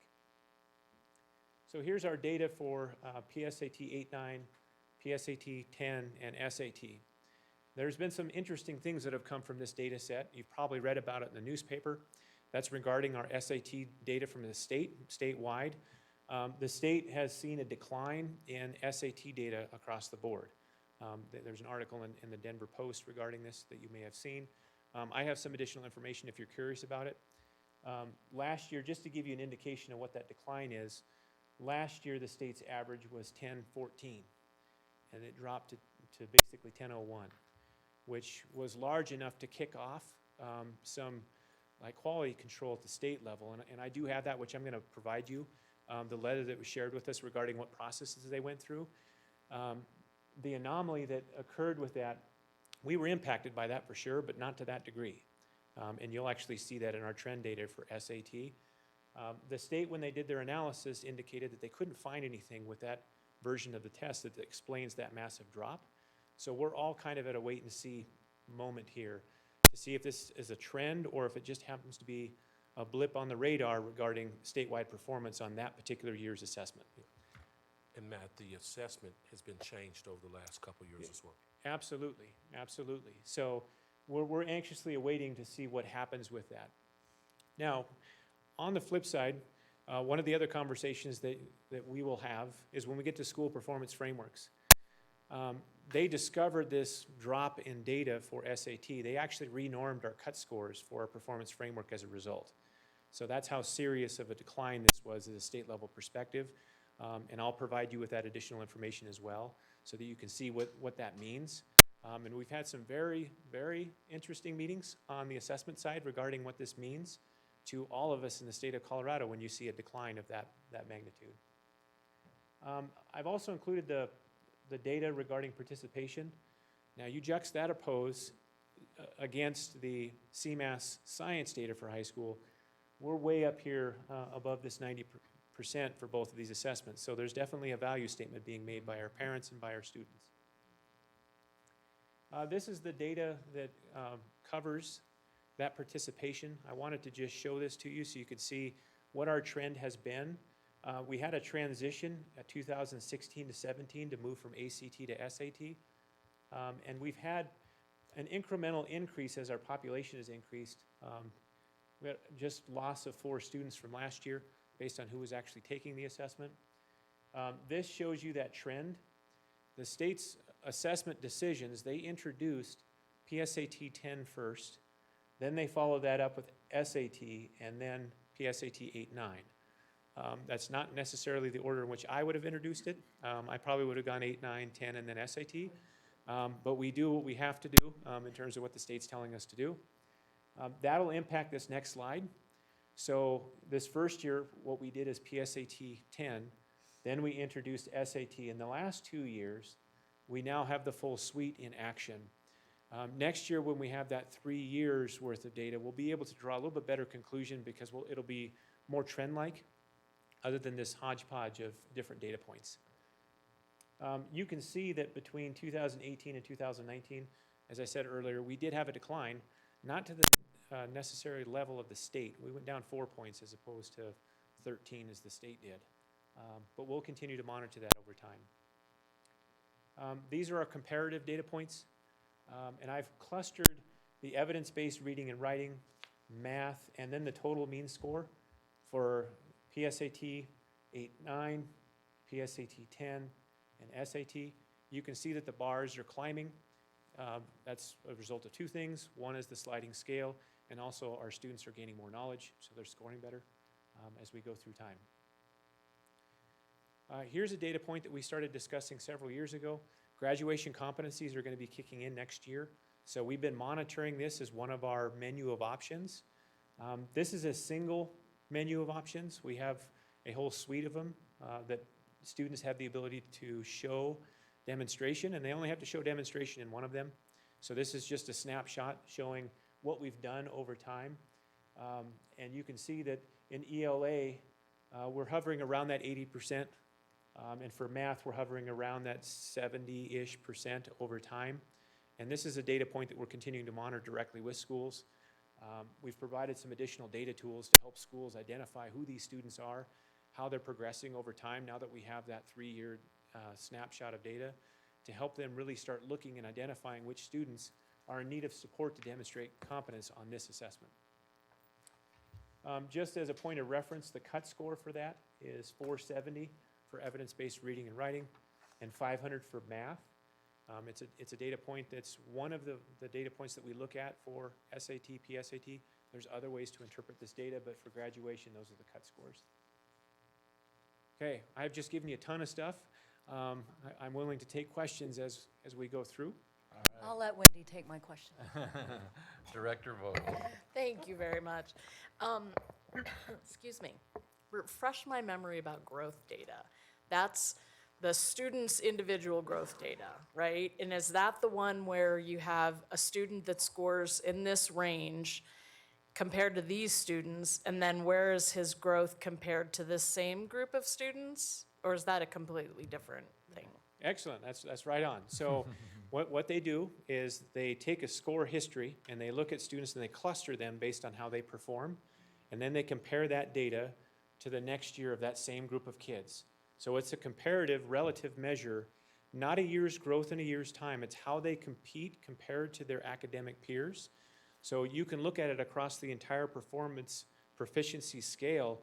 Every student has an equal opportunity to grow because you're being compared against academic peers. So anytime you go above 50, that means you're really out competing your peers. So that's why that's such a good thing for us when it comes to median growth percentiles. Great question. So Matt, with the mystery question around the slight decline in SAT, there was also mentioned that was also a time when we were closing our school system across the state, across the metro area, and there was some question whether or not that had an impact because it was during the testing week window. Any thoughts about that? Did that impact that in terms of that decline, or would that have shown up in a different data set? Well, that would be, I mean, I'd have to dig into a little bit more to really truly get a picture of whether that impacts students or not. The way I would want to do that is to actually go out and interview kids to find out what was your mental state or what was your emotional state at the time of taking that test. It's a pretty big jump for me to conclude that that one thing would cause a decline in our student performance. Sure. You know, I'd have to follow up a little bit more in detail with not necessarily just surmising off the top of my head, but actually talking to kids. Sure. Maybe something I could take to the student advisory group just to ask the question to say, of the seniors in the room, did that have an impact on you, yes or no? Yeah. To dive into that a little bit more. Another thing that we heard Jay in our student comment talk about was just, I think he said it much better than I will say it, but he just kind of said, you know what, in high school, we don't really care about CMAS. Basically was the message I think he sent us, is that it doesn't do anything for me. It doesn't get me a scholarship. It doesn't help me with graduation. It's just kind of out there, and that's why we don't take it. But is there any thought around, in terms of that participation, when you see that drop of only 22% of our 11th graders taking the test? Is it because it's not meaningful to them and it's just a waste of time in their minds, or any thoughts about that at all? So in just the anecdotal, just conversations with kids and with principals and with teachers, there seems to be apathy. I mean, obviously, when you have that much of a decline in participation, there is some apathy around wanting to take that test. So I don't know if you want to jump in. I think you said it well. What's valued gets measured. Yeah. Correct. Yes. So if we value this, and I don't even have to go on a limb because I've been doing this for a while, and I'll make some other observations later on, is that if the Douglas County School District's participation increase, distinguished would not be a problem for us. Our high school kids would be almost enough to get us over the hump if you increase their participation. So it's not to say it's a bad thing, it's just simply not valued. The students in our school community are not valuing it, but woe comes the day when we do value it. The kids will knock the ball out the park. We'll be easily ranked, distinguished in one of the top, ranked districts, if we want to call it, in the state. So Dr. Tucker, you would say that would be the thing we would want to focus on, is how do we communicate value, or how do we help students get motivated to say this is meaningful for me in some way? That's the fundamental question, but I would also say, how do we really value it? Apparently we don't.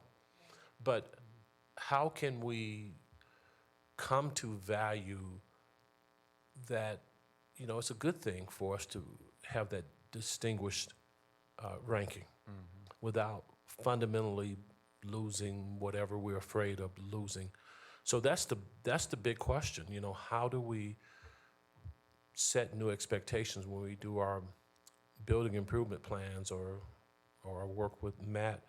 Do we set targets to increase participation each year? And to that, it becomes kind of an interesting conversation. It's the one assessment. We're going into the spring.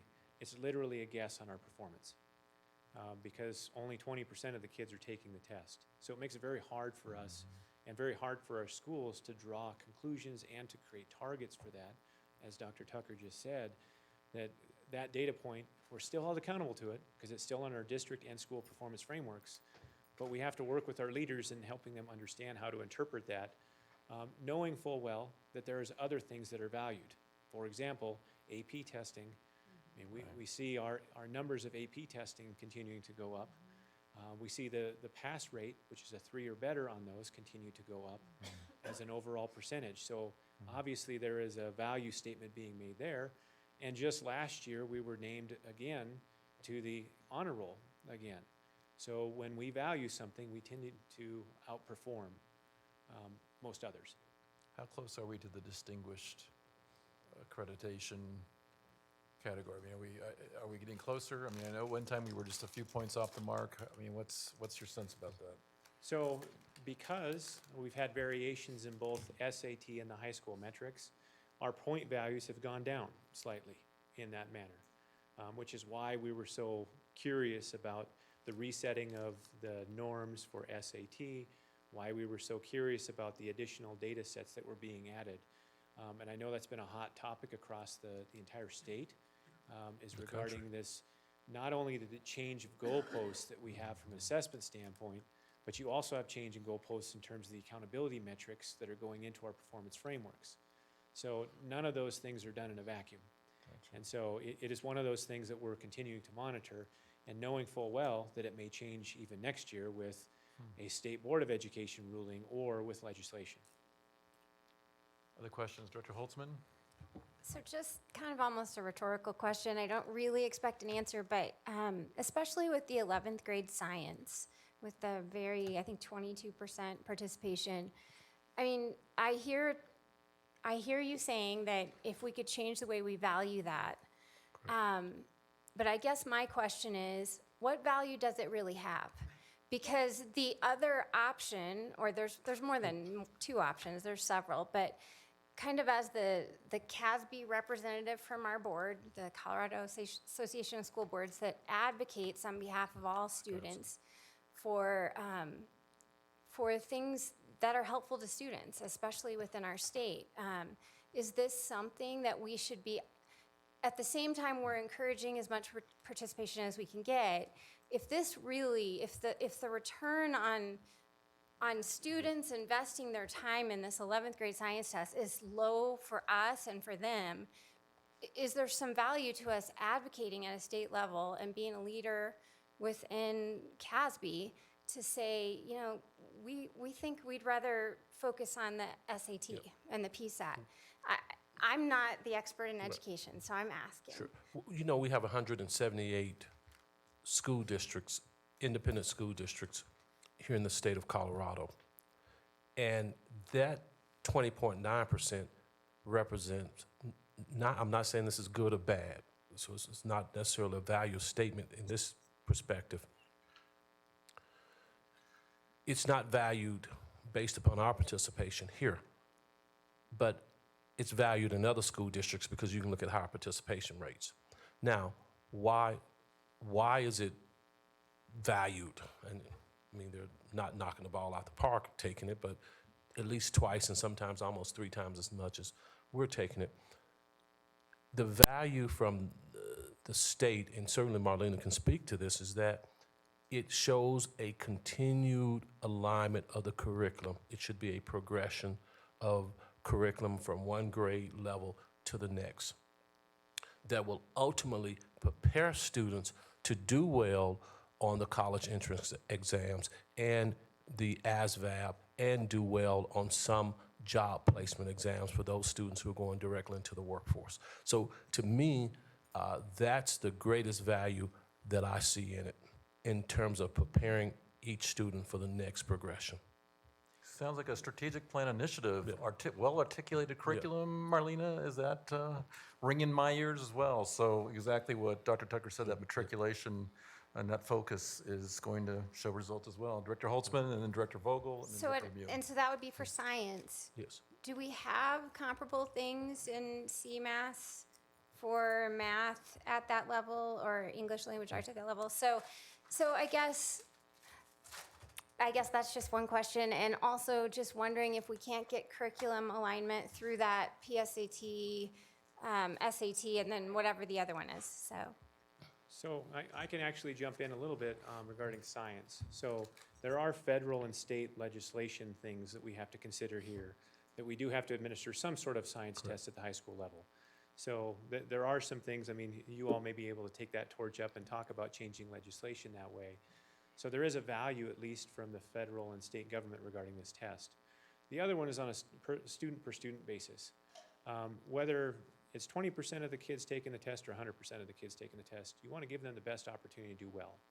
So we're continuing to focus in on the curriculum work with Marlena and her crew regarding making this an articulated conversation regarding standards, so that regardless of who's taking that test, we put them in the best position to do well.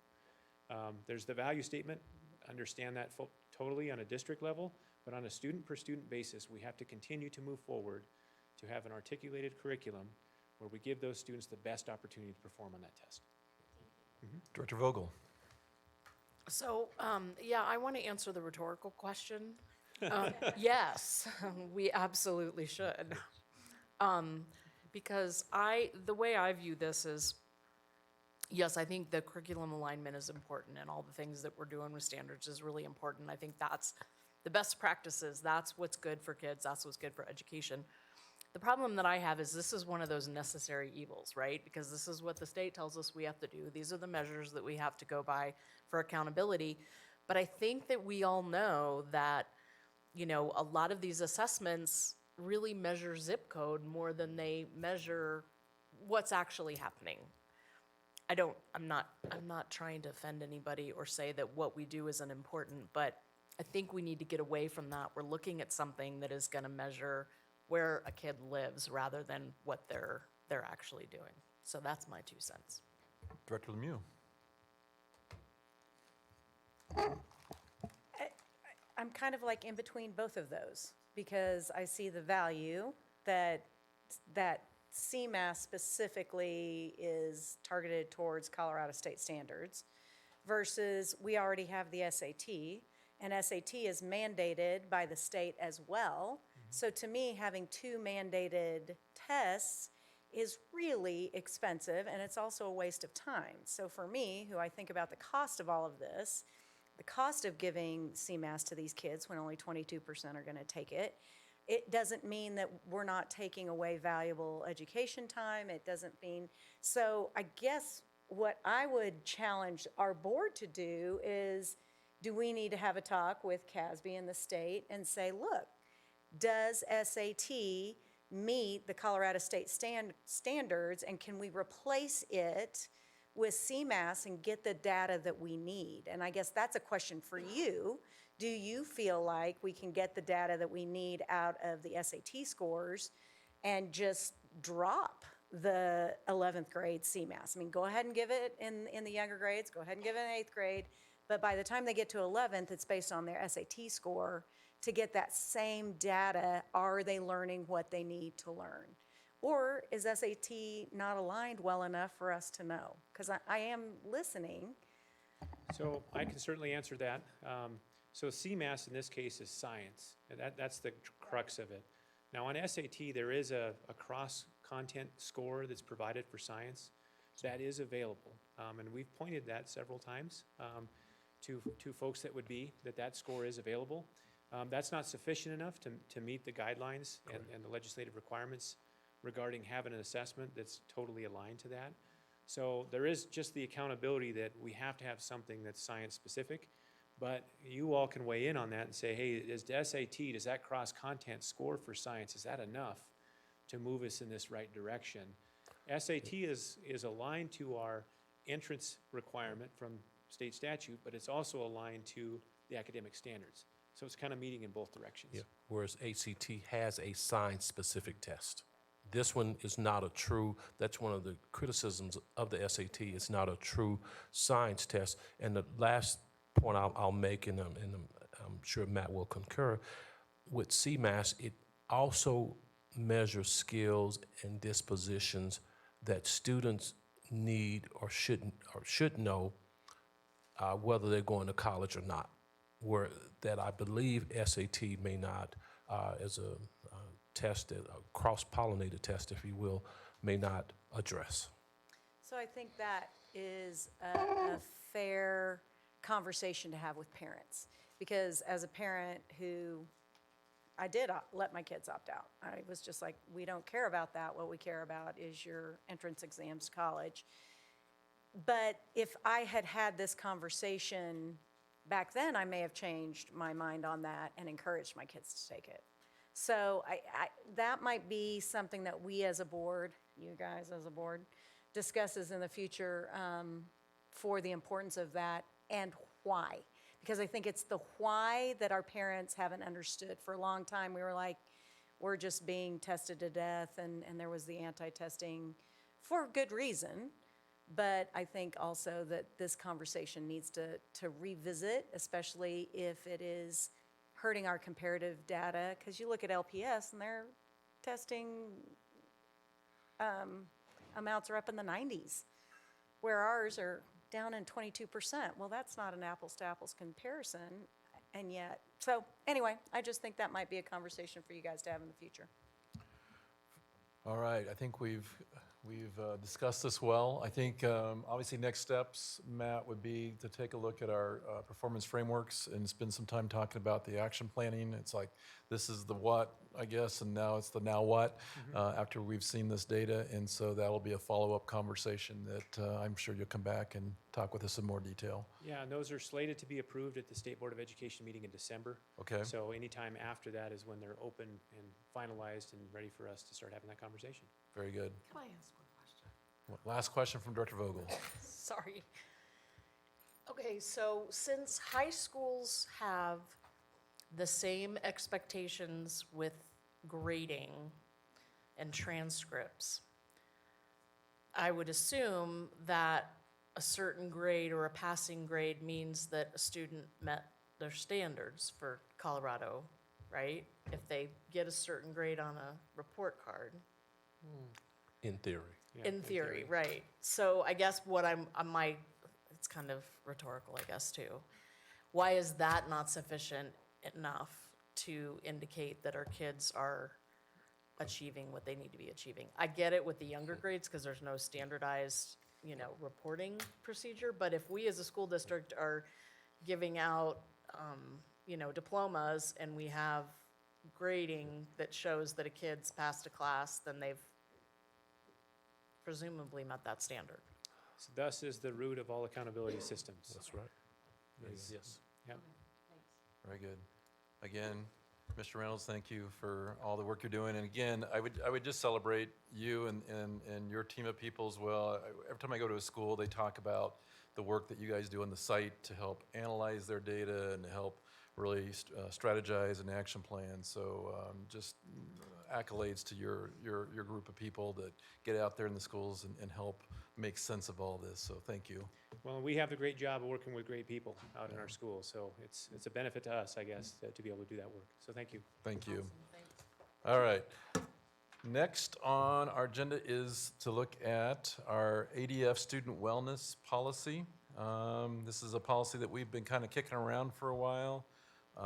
And has gone through several different iterations as far as groups of people to look at it. Our DAC's looked at it. Our SAG has looked at it as well. I think I would just preface this a little bit. As I've been studying this policy, it's become clear to me that this policy was originally generated as a policy that was required from the federal department as far as federal funding for child nutrition programs. And I know that we have kind of blossomed it a little bit because when we see the word student wellness, we kind of said, you know what, we don't want to just be so narrow that it talks only about lunches and nutrition.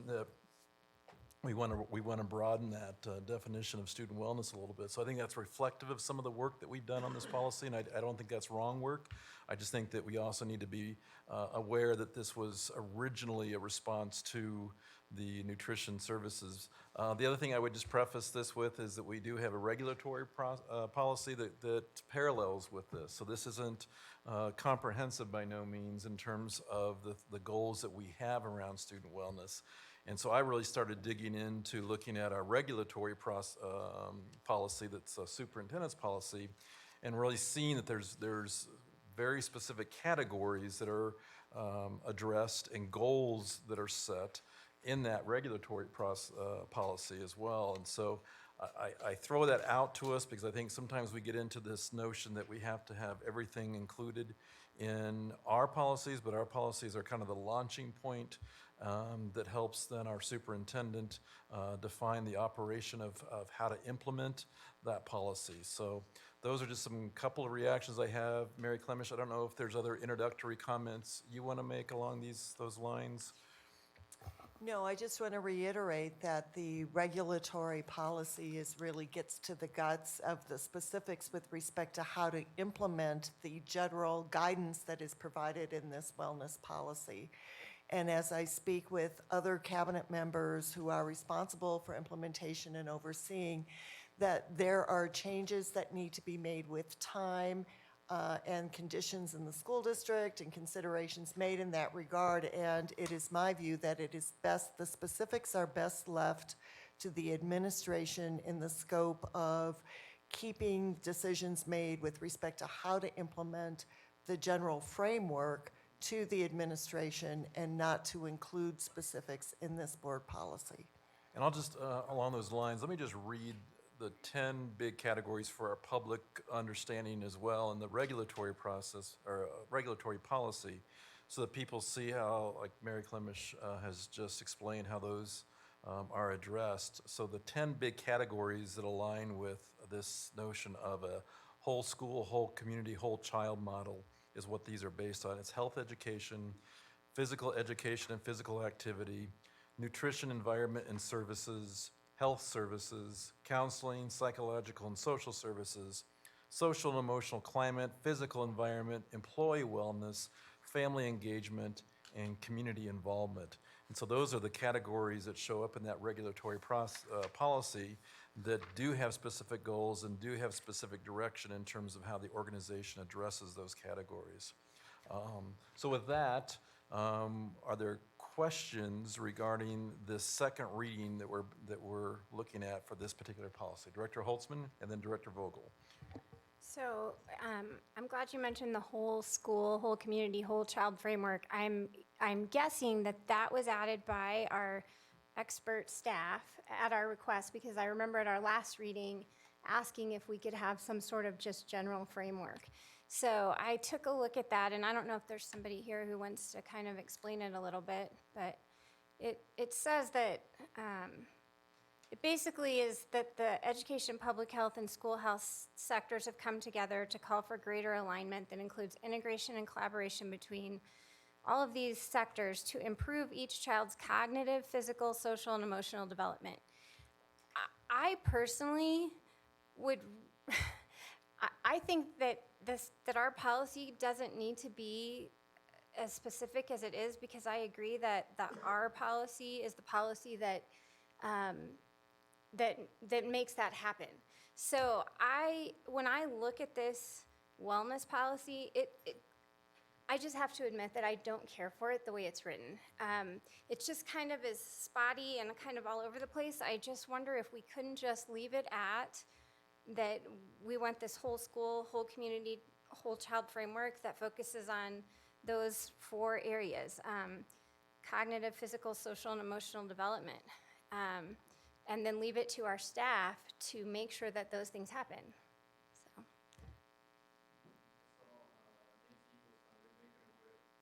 Saw Nancy Ingalls making her way up.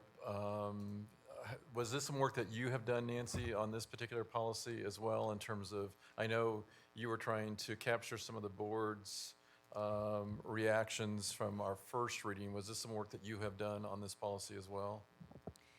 Yes, so our personalized learning team works with our district health advisory committee, which had a lot of input into the last revision of the regulatory superintendent policy. That is where the whole child model sort of came to fruition in policy form. And so if you have further feedback, we can take that back and continue working if that's the wish of the board. So Director Holtzman raised the question, though, in terms of did we go too deep into our policy, in terms of detail, when we should have stayed more broad? And again, I say that knowing that we gave some direction to staff to say, gosh, this doesn't cover everything that we think it should cover. But I think we also weren't really in the know in terms of the regulatory policy until just recently. So I guess the question being, were you doing this to appease us, or do you feel like this is delving too deeply in our policy because the regulatory policy covers it? Kind of help me understand kind of the thinking that you guys went through to provide this for us. Wonderful. So this policy has been reviewed by the board 2 different times. And the original review, I think, happened early in June, I want to say. And at that time, the board's request was to align the board policy more with the way that the regulation is written. Yes. And so that was our first run. And then the second round happened in August, I believe. And at that time, there were some requests to go sort of deep in the details. And I believe that in this draft, we didn't go as deep as requested in August. And so in terms of this draft, our department does have the view that this does have some detail, but yet is still broad enough that it's appropriate for board policy, while the regulation still goes into much more detail. Ms. Clements, did you want to add to that?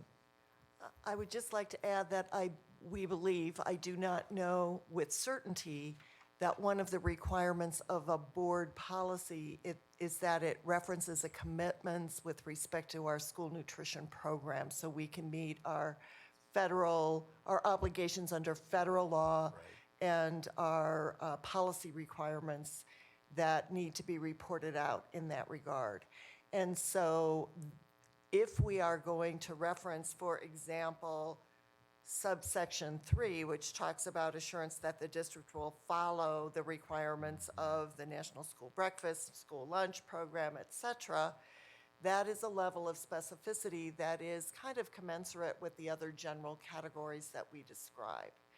So in that regard, I'm not sure that we could, even though theoretically it may be appropriate for the board to minimize this policy, giving the superintendent the authority to implement regulatory requirements.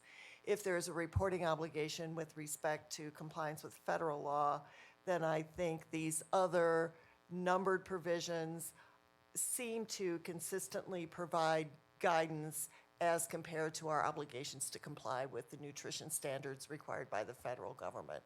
So staff is satisfied with this draft in terms of representing what you have just stated, in terms of the requirements that we have to show compliance with our lunch program, but at the same time giving us enough broad guidelines to be able to allow the regulatory policy to be defined in more detail. I mean, am I hearing staff is satisfied with this as written? Yeah, and Yes, Mr. that's Craig true. took a look at it. He didn't. And Mr. Craig, Brent Craig, our Coordinator of Nutrition Services. All right. Director Holtzman? So I just think that the way it's written, it doesn't reflect a whole child perspective. It's very heavy on nutrition, and if we need a board policy about nutrition specifically, I would prefer to put it in a separate policy. I think student wellness is more about the actual whole child. Like, we don't talk much about physical activity. We don't include physical education teachers in that long list of people that we consult. I just think I would like to see it just be more basic and more balanced and cover I think it's 4 areas, and then just ask that the staff implement it. If there's federal guidelines about nutrition that we need a separate policy, I think it would be separate. And I will just share that the federal does use the word student wellness as part of their compliance. So when you look at the public law that this references, they actually require a student wellness policy. So I hear what you're saying, Director Holtzman, that I think we're getting hung up on the title of this policy a little bit, right? Because it feels like it's more nutrition-based than it is student wellness. But then I think at the same time, by law, we're required to put a student wellness policy in place. So I don't know if it's just something we need to have some more thought about, given that disconnect. I don't know, other thoughts? May I say something? I'm sorry, yes, That's please, I'm okay. sorry, I was looking down the dais, I wasn't looking straight, thank you, Mrs. Ingalls. So the regulation connected to this policy, ADFR, defines the whole child model with those 10 components. And those do include the things that you're mentioning. And so is that connection strong enough to this policy to provide the detail that you're looking for. I mean, I'm not opposed if the rest of you feel comfortable with this. I just think it is not balanced. I think it should just be more about the important parts of what we want, the needs we want staff to meet. And I think it's confusing. I think the regulatory policy is great right now, but if that were to change and it's based on this doesn't, I think it makes it confusing. I don't think it provides a good guide for what we expect. Dr. Tucker, was that an okay of statement? I certainly understand what Director Holtzman is saying, but when we go to the legal references, we see where it's linked, and I think that's what Nancy's getting at. Physical activity, which is, I know, one of your big concerns, child nutrition, and the wellness policy as well, all are legal references to this policy. And in this draft, if you look at number 1, it does talk about universal targeted and intensive interventions for counseling, psychological services, and positive social and emotional school climates, which is another piece that I know is very important. Right, to reduce the number of policies. Director Vogel and then Director Lung. I just wanted to mention that Director Chancho-Shore had sent us all an email about feedback from SACS and DAC about this policy. And so you all have that email. I don't know if any of those things need to be talked about. Are there any that resonate for you, Director Vogel, that you would want to highlight? No. Okay. I think some of the DAC feedback kind of mirrors some of the confusion that Director Holtzman is highlighting, is that there's some confusion about nutrition heaviness and not enough balance with some of the other areas that the whole child model actually addresses. Although we reference that framework in this policy. Director Lemieux? So in Oh, looking, sorry. You know what? I said Director Lung, and I skipped him, and then Director Lemieux. Thank you, Director Lung, for correcting me. Oh, thank you, President Ray. I'm just looking at some of the language in here, and well, especially the first sentence, say like within the whole school community, child framework. Is this directly getting from the legal language? Because sometimes I'm just confused because like the work district, we now universally make it as a lowercase, and the whole school community is all uppercase. Is it stand for something and that's why it's uppercase? And then child framework. That just is it coming from legal language? Because that doesn't really make sense to me. No. That's a great question. It's not coming from the law, but it is coming from a framework that is published by the CDC. That's why it's capitalized. So the district actually chose to use that framework in their regulatory policy. So it is a model that, as Nancy said, CEC has provided, that we have chosen to include in our regulations. Director Lemieux, sorry. okay. So our options are to reword this tonight and accept it with revisions, or we could decide to send it for some more revision with feedback from us now to clean up some of the language. And then I would maybe, number 1, if we created 1 and 2, because you have the counseling and psychological and social services, and then if you did schools are encouraged to promote well-being through health education, physical, those are actually 2 different things. So I think that could be a number 2, so then it doesn't seem heavy on one thing, because nutrition has its own thing. So I think this could be cleaned up a little bit for clarification. So my recommendation would be to send it back for one more look-see before we vote on it too. And then it'd be a pretty easy vote on a 3rd reading. That's just my feedback. Director Holtzman? Well, and I mean, I had to look up because I was like Director Long. I knew that whole school community child framework must mean something because it was capitalized. So I looked it up, found it with the CDE. But it looks like to me it's actually missing words. It should be whole school, whole community, whole child framework in order to be able to identify it. And then my recommendation would just be to simplify it and to look at just making it the first 2 paragraphs. And maybe not even needing all those stakeholder groups listed out, but if it could just be more balanced, I'm fine with what you suggested also. So. Director Lemieux? And looking at how we've written policy before, we have had a tendency to take out those lists to simplify the policy, because the policy should be a little more over umbrella, and then the our policy is getting into the nitty-gritty. So I think that the way it's written right now maybe doesn't follow how we've been writing our past policies, which is why maybe there's a little bit of confusion here.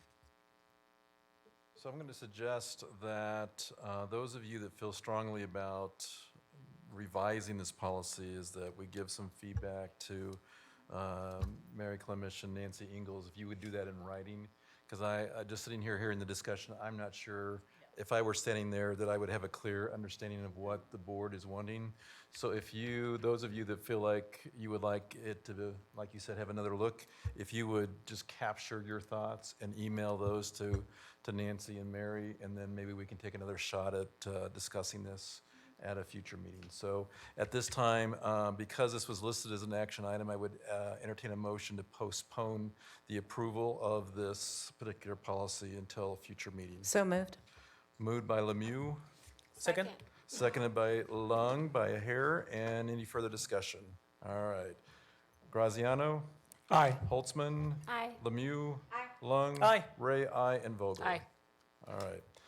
That takes care of that part of our agenda, so we're moving on to board reports.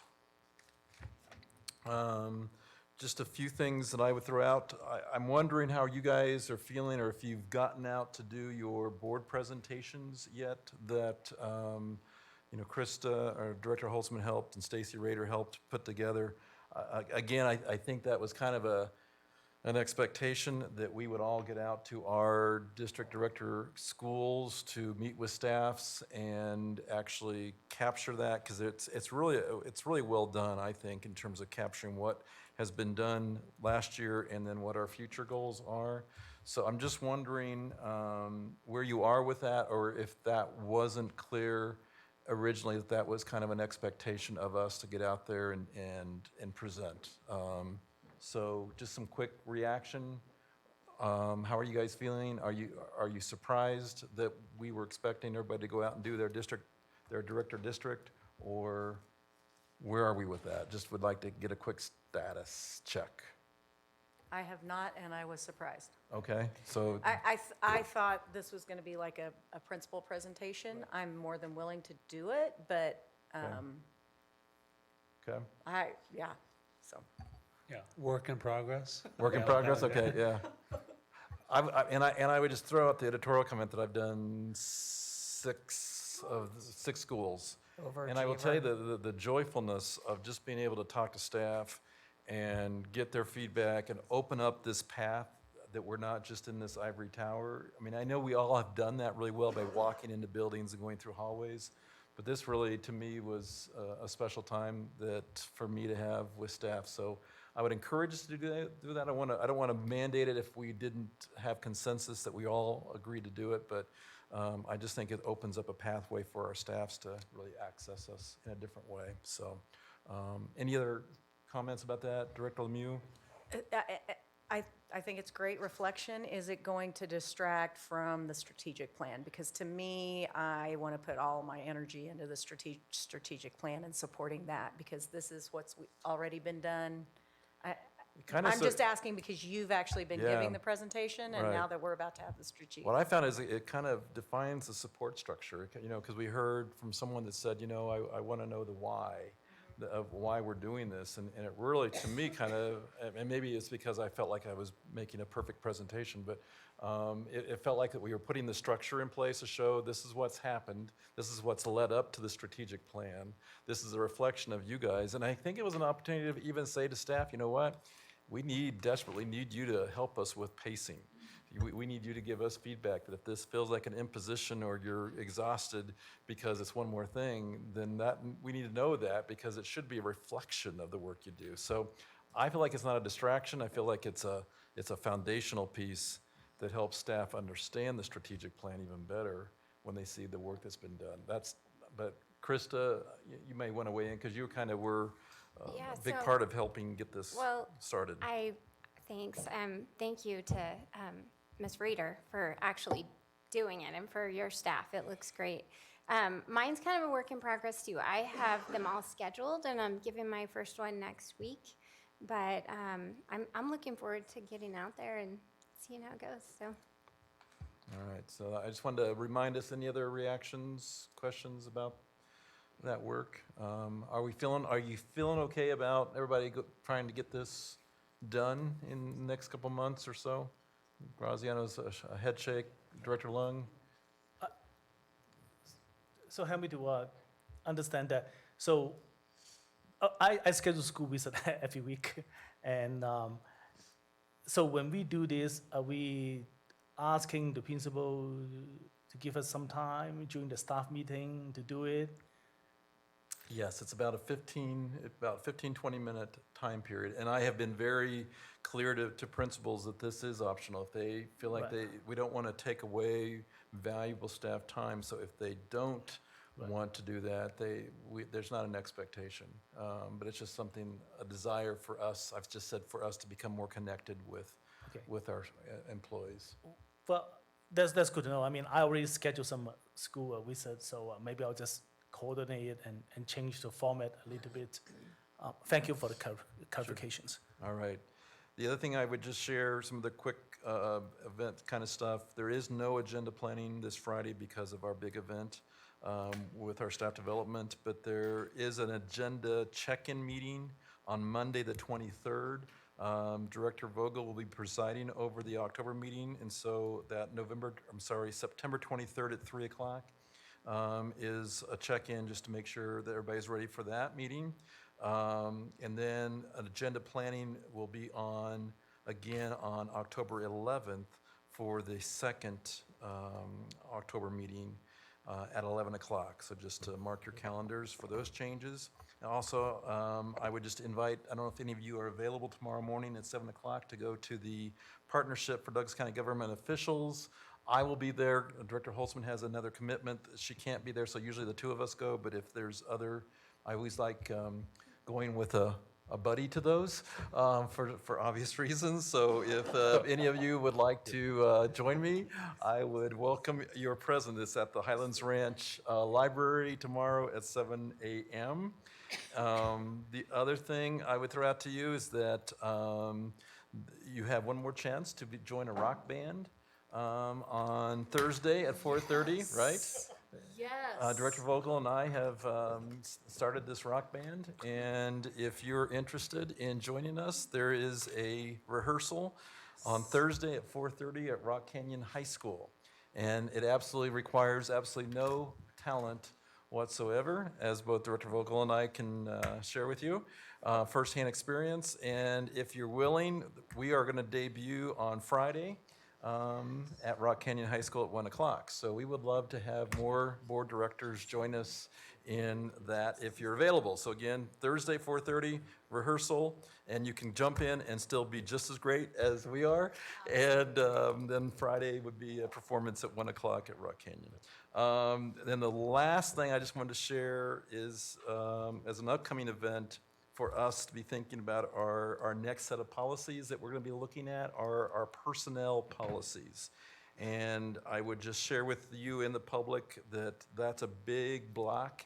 It's really helpful if you guys if we all review the policies that are in existence, because then we capture some of the things we did tonight about, oh yeah, there's a regulatory policy out there already that complements the policy work we're doing, but there's really three big categories in those policies. One is policies that apply to all personnel, which is more general matters, and then there's policies that apply just to the instructional and administrative staff, and there's policies that just apply to the classified staff. So we'll chunk those accordingly into smaller pieces when we look at that, but just to give you guys a little bit of homework maybe is to get familiar with what's on the books right now. All the Gs, all the G block policies, all right?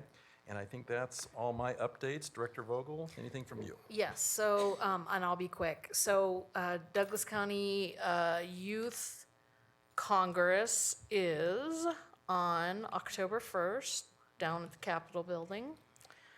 And DAC is going through the process of filling a secondary teacher representative, and their timeline right now is that they're going to do interviews in October, they're going to get it before the DAC in November, and then to come to us for approval in December.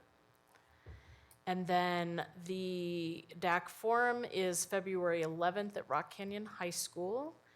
There has been one SAC regional training, which I know Director Lung went to, I did not go.